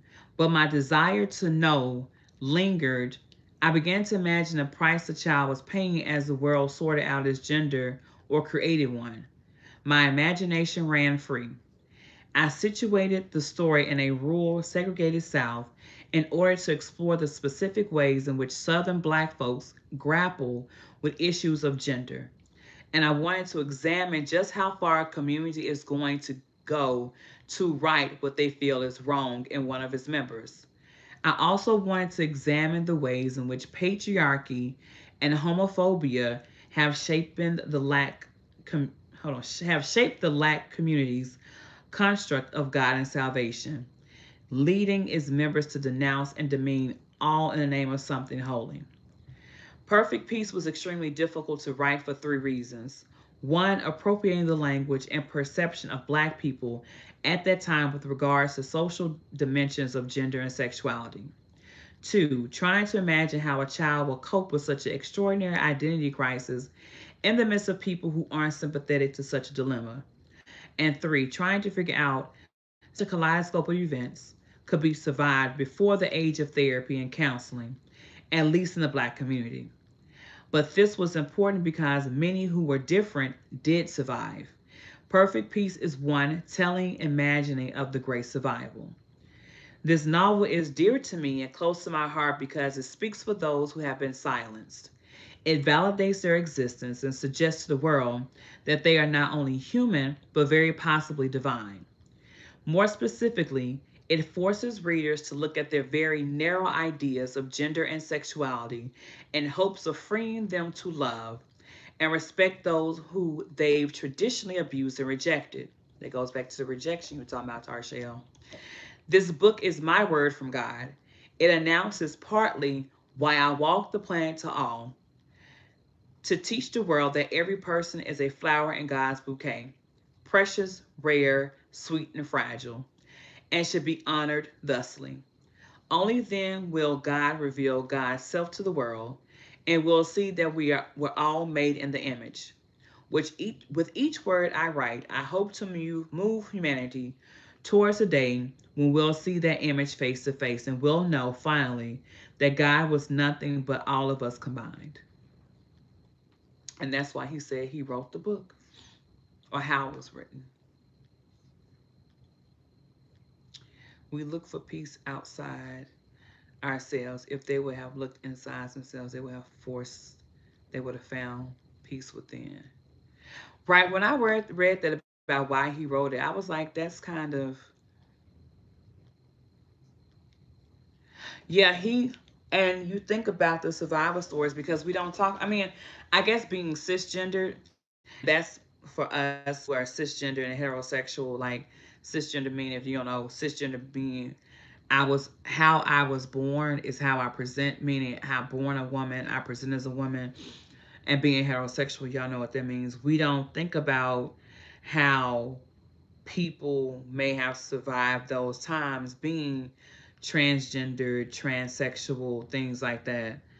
Um, God is all of us combined, but even in that space in the 1940s, could you imagine being transsexual or transgender before there was a transgendered association.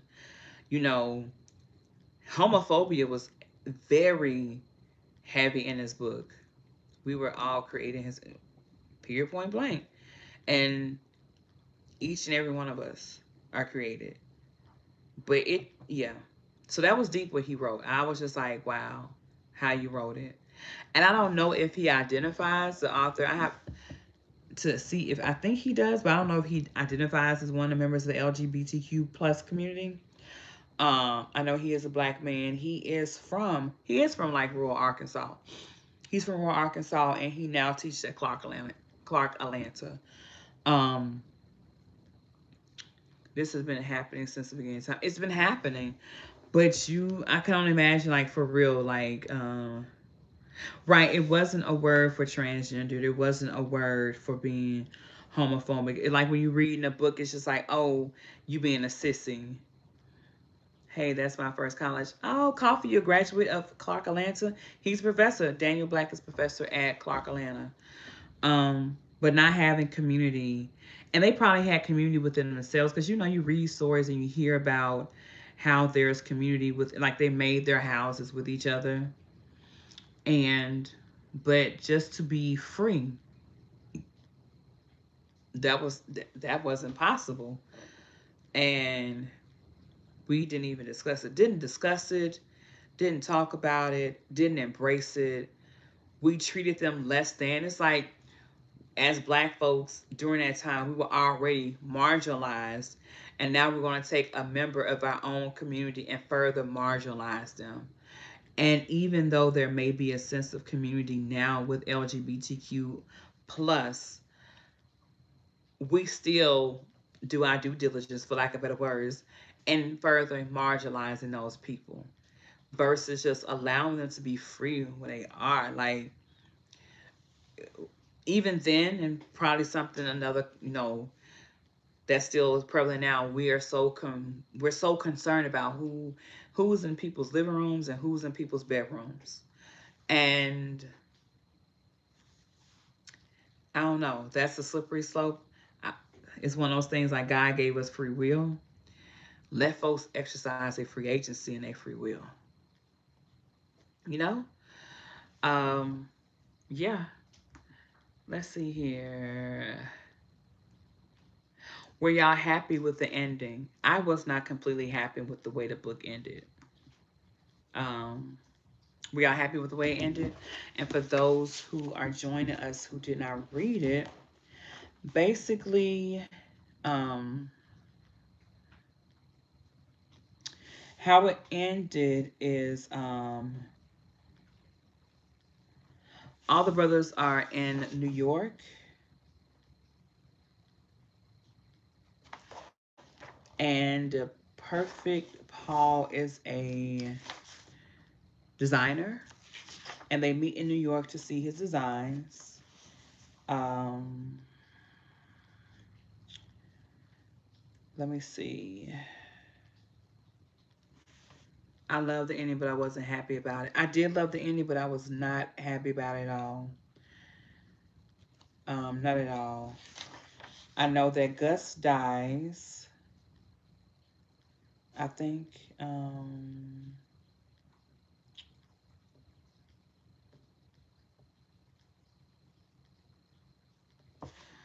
Did Gus die? No, I don't think. No, Gus does not die. Gus doesn't die. Mr. goes on to meet his boyfriend in Atlanta, Johnny Ray, and Paul was in New York, and it kind of ends with Paul. Oh, when what was it? When they changed Perfect to Paul, they took and put all his clothes, the baby doll, and they put it in the loft in the barn, and it ends with him burning everything. And it was like they left him, even made him left hand to hand to go find Henrietta, and that's how it ends. That was confusing to me because I was trying to figure out why were they going to find Henrietta? Like, were they going to go ask her some questions? Um, that part I didn't understand. I did understand why he was with Eva Mae because that was his friend. It's almost like you have, even gay men now have like their one like lady or girl who's like their buddy to confront her. They probably went to go ask them some questions. Um, but I like the way they ended together, him and Eva Mae.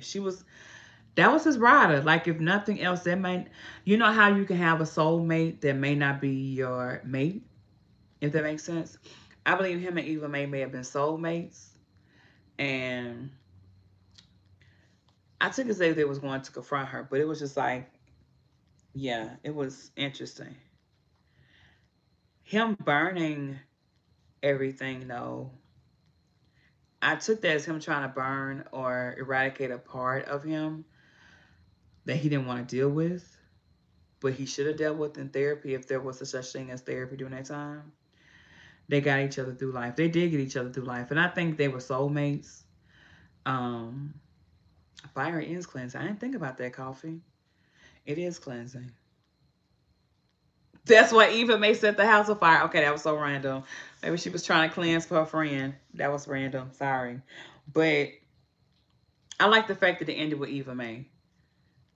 I like because that was, if nothing else, I believe to him and to Paul and Perfect, that represented the most purest form of love that he was able to express and able to receive in his upbringing.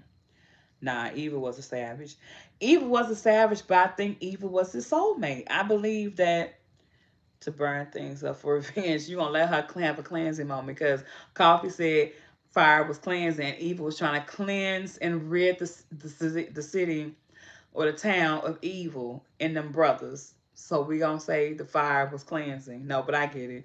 Uh, she was just revengeful. That's all that was. But I do like the fact they ended together because that was his ride or die. Regardless of what was going on, what happened, that was his ride or die.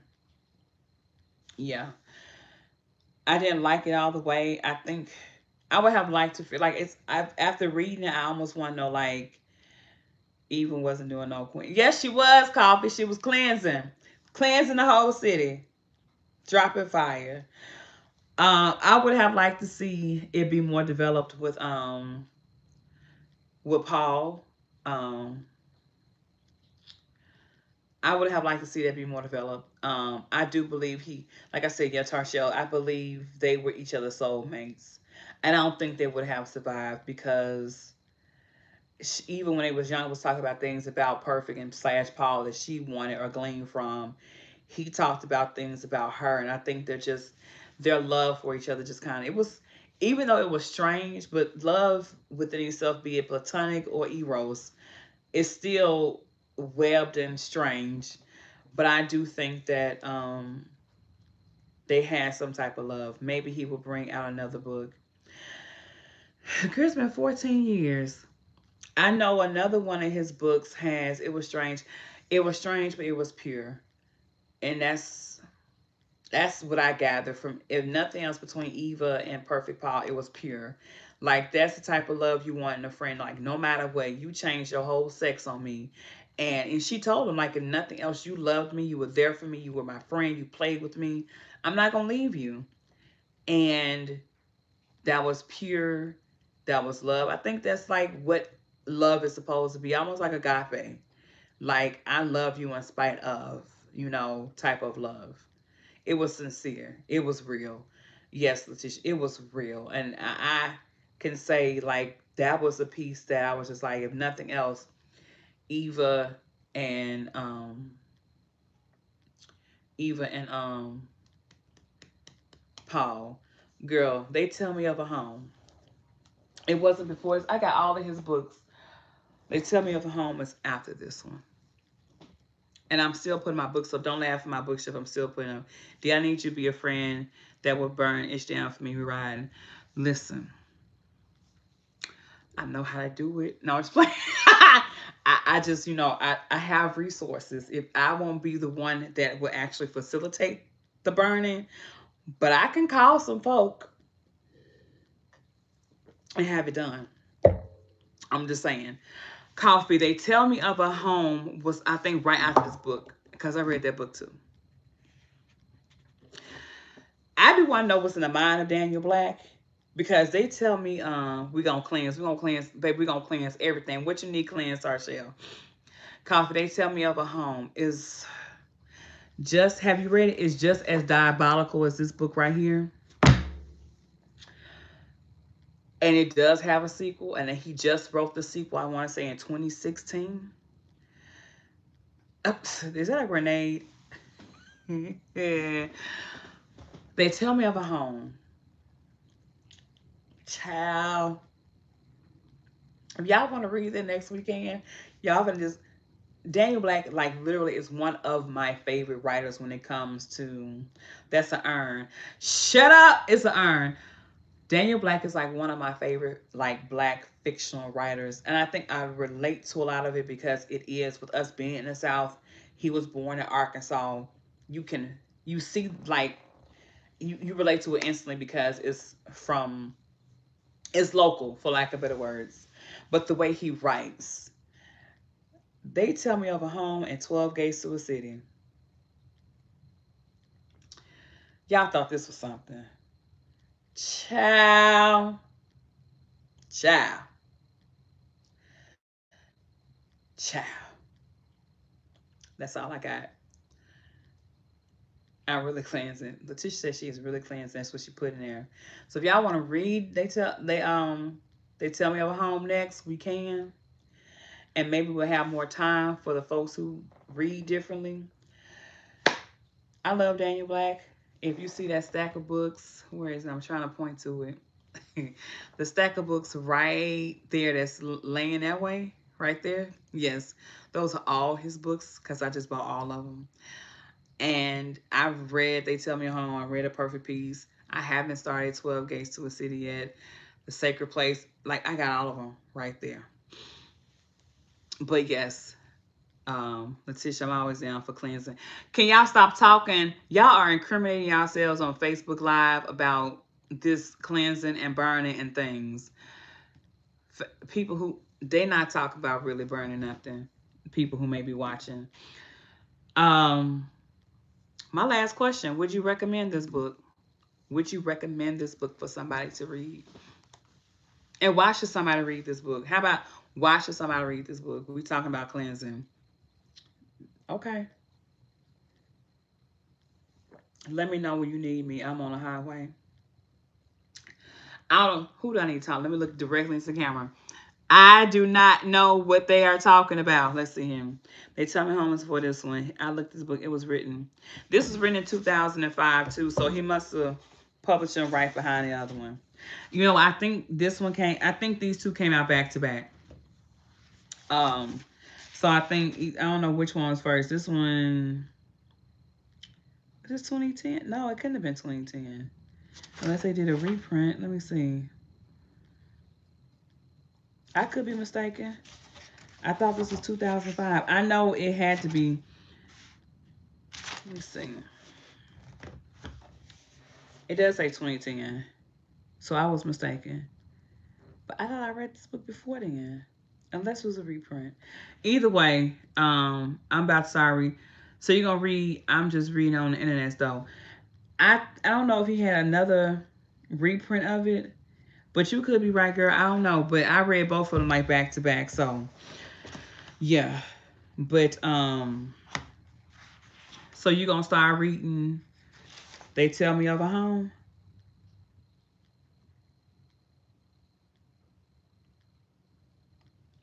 If you read it, let me know. I'm gonna read it with you too. Okay, so I'll read that one too. I'll reread it. It's in one. You know, I'm still unpacking books. I'll reread it, and then maybe we'll just put it up there and do this again. And if you want to join us on live, we can. I just happy to talk about books with somebody. Would y'all recommend this book? You didn't tell me that. Would y'all recommend it? Did y'all like the book? Like, was the book, was it different than what you expected? What was it? I got kicked out and I had to come back. Oh, fake YouTube kicking y'all out? Okay. Did y'all like it? I definitely, me too. I'm not going to be slowful. Okay. So we gonna read They Tell Me of a Home? Let me pull out my plan. Now this is where we get to planning. Let me pull out my planner so I can put it in the planner.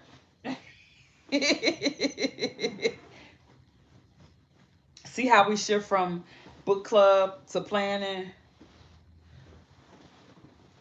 I'm glad y'all liked it. I didn't expect y'all to stay here this long with me. Even though I sent folks watching and like 3 people talking. Maybe they just wanted to see what we was gonna do and how. This was interesting. I didn't know how a virtual club was gonna work out.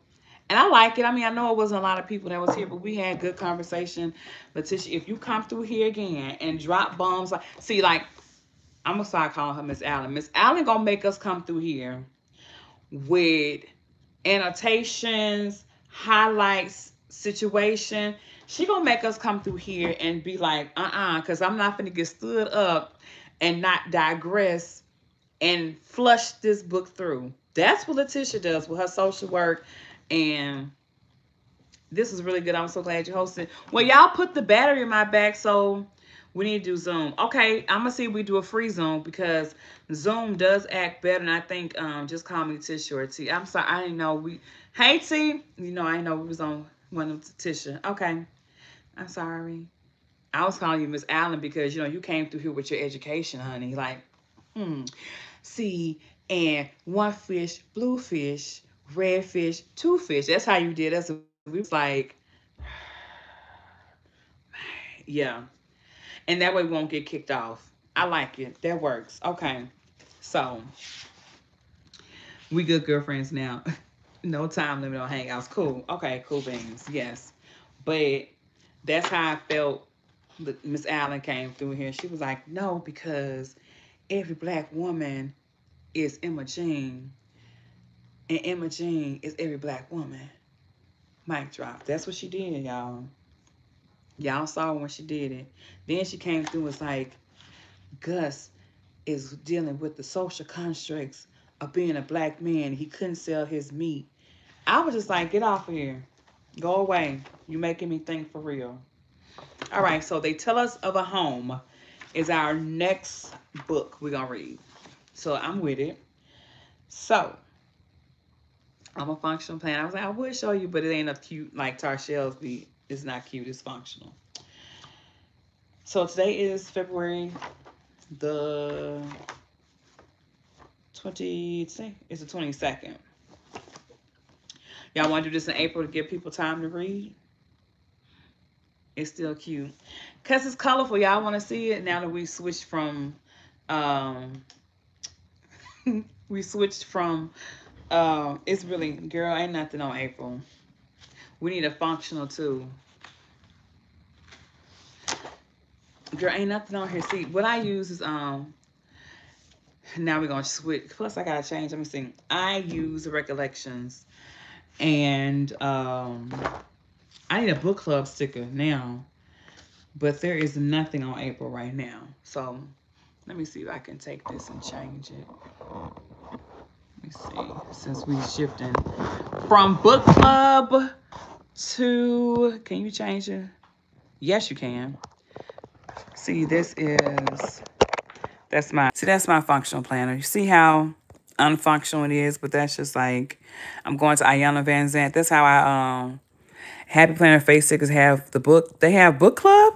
So that's April, y'all. Right now, April is nothing. We're reading Becoming. Who has the book club stickers? She said Happy Planner Faith one does. We're going to have to investigate that one. The only thing about it is like I had to white out that space because I wrote something in there. Ayanna Van Zant's going to be here at the Cannon Center on the 24th. I'm going to get my whole life. In my other book club, we're reading Becoming. And our book club meeting is April the 13th for that. No, we're reading Blackbirds by Eric Jerome Dickey in April. And that's that book club meeting. So if we're on the 22nd of February, let's go February, show y'all that. This how, girl, that's my March. See, that's why I said Tarshel's laughing. It's just a book club. It's a book by Yusuf for book clubs. So I want to go. Oh, okay. So yeah, this is the recollection one. So that's my March. And I use sticky notes. I write all up in here.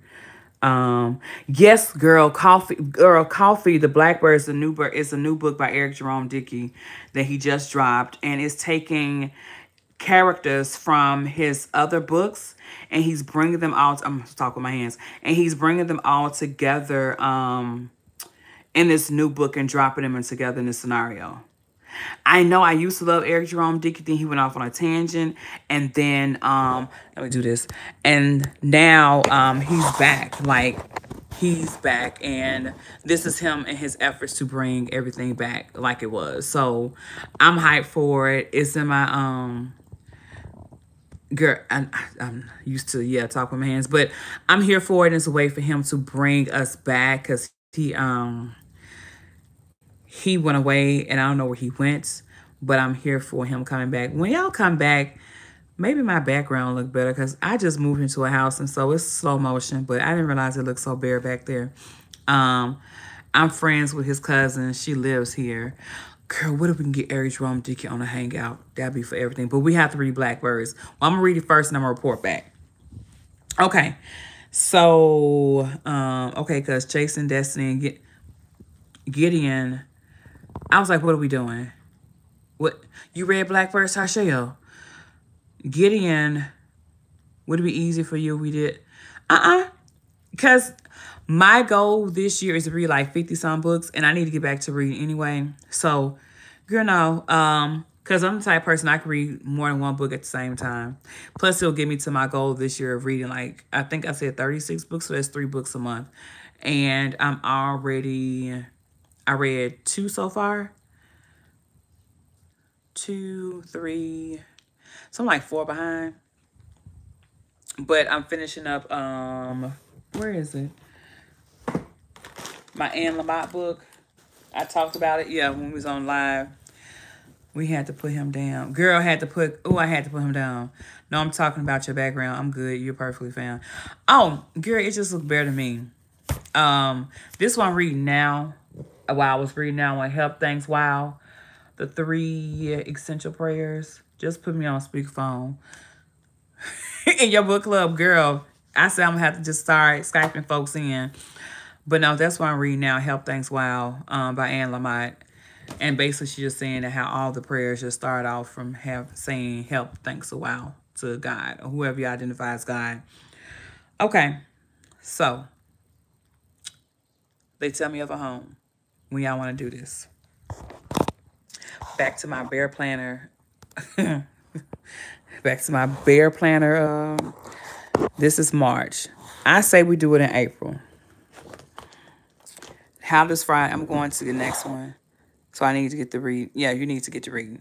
So if we do April, you see my April is pretty bare. And this is while we're doing this is the recollection layout. This is so crazy.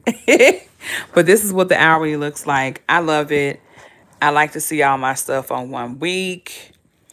I don't use stickers. I ain't too much business. I highlight and write what stuff is. So I just highlight, box it off, and then write what needs to go in there. So this is April. Does Friday night work for y'all? Because as you can see now, my Friday nights are open. So y'all want to do this on another Friday night in April? So we can announce it and then let people get a chance to read the book and then go from there. What y'all think? Yes, so we're going to do April. Let's just say April. Okay, so that will give us Fridays do work. Bam. Does 8 o'clock work for everybody? I'm going to wait. And I'm going to turn this back around and put this back over here. That was a glimpse of my functional planner. This is probably going against all type of YouTube stuff, but we family. For me, it does. Bam. Let's just do this. There we go. Now at the end of April. Yes, I'm an hour ahead, so you're 9. Okay, cool. So somebody said, yes, I'm an hour ahead, not at the end of April. So I'm on the West Coast. Oh, coffee's on the East Coast, so that's 9. Okay. 8 Central.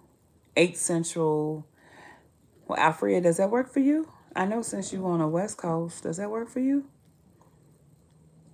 Well, right now it's 11:30. Girl, we have been on here for a minute. Um, April 12th at 8 p.m. It's a Friday night coffee. You weren't doing nothing. I'm laughing. I'm just playing. Um, April 12th. Okay, so let me put y'all in my planner.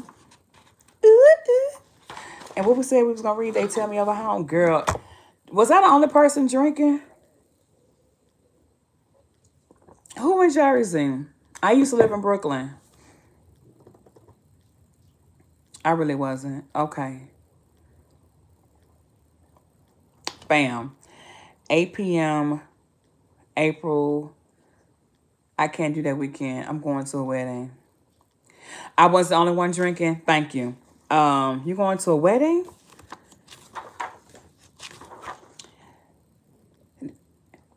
I'm supposed to be in the wedding. Tarshell, how you forget that you're supposed to be in a wedding? I know folks are gonna watch this playback and be like, what are they talking about? Planner stuff. We're planning the next one. April the 19th. Everyone got their planners? I found Mike's Hartley in the refrigerator and was drinking. Girl, I found this rosé cider at Trader Joe's. When I tell you this rosé cider is so good, it's delicious. Yes, the 19th. Everybody, does that work? The 19th? Child, I'm supposed to be the matron of honor. Tarshell. The 19th is good for tea. Ellie, Tarshell, look at your planner. It's the 19th, but how you just set the date for an April wedding? This is how we be on live forever. Because we started talking about life. I heard it was good. I have to get some. It is real good. I have a brand new bottle of wine. My uncle bought me this morning, but I didn't want to open it yet. The 19th. Bam. Putting it in the calendar right now. If I had my little thing, I would show y'all like Tarshell does. Be like, I'm going to put my sticker here.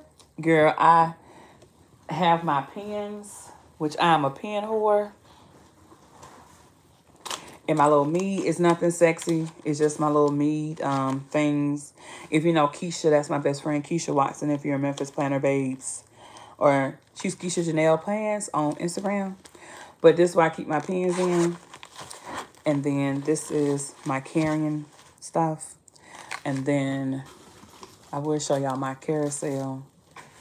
But the way I feel about like a whole bunch of planner stuff is how I feel about pens and pencils and highlighters. So we gonna make this. This is like Tarshell. We're gonna make, what color we're gonna make this? Keisha's my boo. That's my boo too. I'll share it with you. So we gonna do the 19th at 8 p.m. And we gonna read They Tell Me of a Home. I'll make sure I make a flyer. And y'all say we want to do Zoom instead? Zoom and a hangout? Or a hangout? I think I'm going to have to have everybody's email address for a hangout, right? Y'all talk amongst yourselves. They Tell Me of a Home.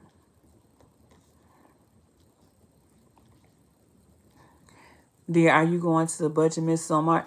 Okay, I want to go to Budget Misses, but here's the thing. I leave for New Orleans like randomly for a training on Monday. I get back Friday night at 8. So I'm trying to meet y'all for, it's okay. I'm trying to meet y'all for the first Fridays. And then on that Saturday, I have a writing workshop because I'm trying to write a book at 5. I know that's from 12 to 3. I don't know how tired I'm going to be. I want to come. But I don't want to, I'm not going to pay until I get there because it is on Saturday, but I don't want to be tired because like literally I'm in training all next week. My flight is in Friday night at 9. And then you know how you get home the day after flights and training. and I don't want to buy the ticket, and I'm tired. So I wrote it in pencil. I wrote it on pencil. That's why Memphis coming out. I wrote it on in my planner in pencil. And if they have tickets available, I'll buy my ticket that day. That is a lot. That's why I need a planner. That's why I plan, because if I didn't, I wouldn't know that I have all these flights. But no, I'm trying to make it. I really am. I'm trying to make it because I do want to come to Budget Mrs. Are you coming to Memphis Coffee? A home. We're going to do a Google Hangout or Zoom. I'll investigate Google Chat or Zoom. I actually have fun with y'all Friday night, on a Friday night, because usually I don't be doing nothing but drinking and watch TV anyway, so this was fun. Thank y'all for joining us. This was really dope. It was a virtual book club meeting. I didn't even think that, look, a book club meeting when you have to go nowhere. I was just in YouTube timeout for talking too much. And I didn't realize they put y'all out like that, and if that's the case, we can do it somewhere we can talk. Same, you enjoyed yourself too, Ellie? I did that because usually on Friday nights, I just be sitting here doing random stuff anyway. Like, if I want to talk to y'all, I'd probably binge watching on TV. And that's why I don't mind reading books, because I need to start back to reading books anyway. I'm sure we all do. But I had fun. Thank y'all for spending. Y'all came out. Yay! And I need someone to watch, listen to while I was journaling. What you journaling about, Ellie? And this, what you were writing about your day? Are you journaling about something in particular? I'm sure it was people who were just watching. I'm just glad they were here to watch and engage, because that's how you build community. Even if it started off as a planner situation. The conversation was very interesting. I didn't get much journaling done. What date is the Blackbird Book Club meeting? Oh, if you're in Memphis, Blackbird, we are reading that April the 13th. You'll be in a wedding that day. I'll see the information. Yes, journaling about boundaries and the assignment I have to complete. Setting boundaries is child. That's a whole nother joint by itself. But no, it's important. No. And women of color have a big issue where we don't set boundaries, or we don't know how. Very true to me, and now I want to read the book. You have to. Or do like Tarshell did, and some people did. They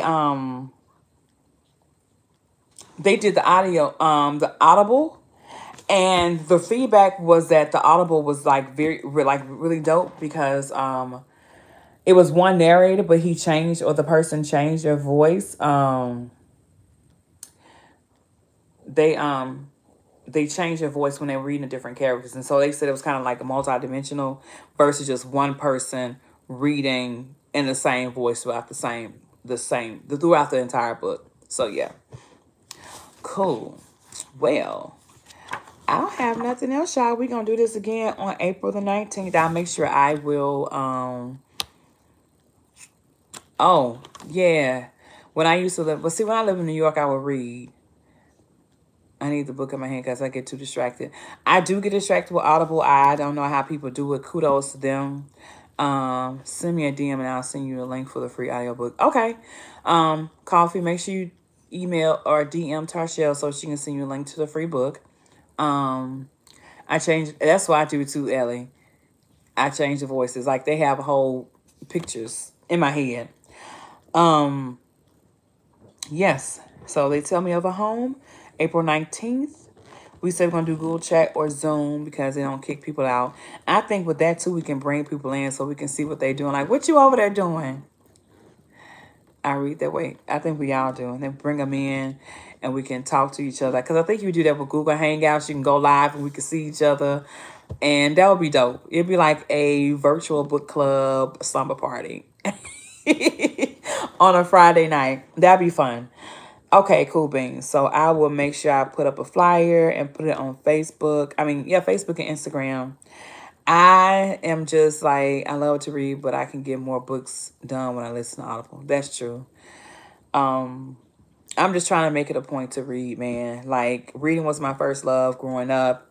Um, I got 2 bookcases and books everywhere. And then my mom was just like, I don't know how I did this. I was like, you did this at 3. I started reading at 3, and it's been reading since then. So, and I just want to return back to my love because I lost a piece of me after being diagnosed. I lost a piece of me, and I'm just trying to get her back, you know? So I'm returning back to the things I love to do, and reading is one of them.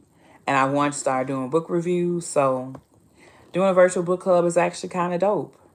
Um, Scrib, yeah.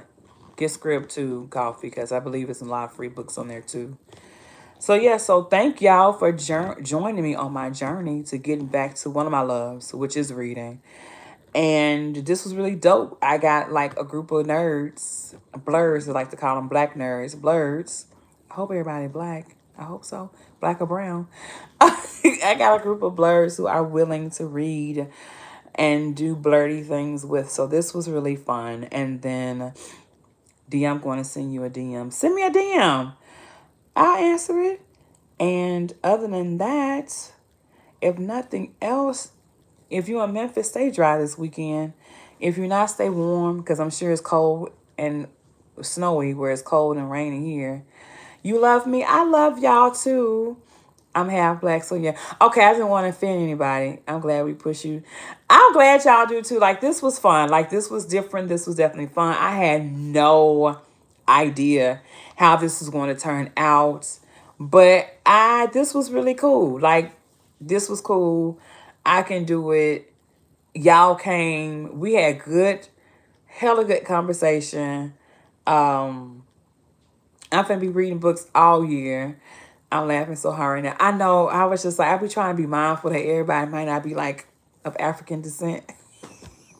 But then, like, based on your picture, Ellie, y'all glad to push y'all rock. They do rock. I was like, I love your community. Like, they are so dope. Like, I just want to put my arms around all y'all and be like, hugs.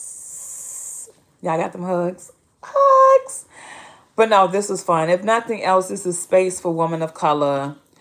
Um, you know, I got to put up a picture. Yes. I Ellie, don't do that. Yes, I thought you were Hispanic. Don't, or Latinx. Okay, don't do me like that. I'm sorry. But I'm not sorry. Yes, I did. But no, if nothing else, it gives us space. Because a lot of times we don't have our own space. And this was cool. If nothing but 8, 9, 10, 12 of us was here just to talk about a book and express it in such a way where we able to apply it to our community and find us in it.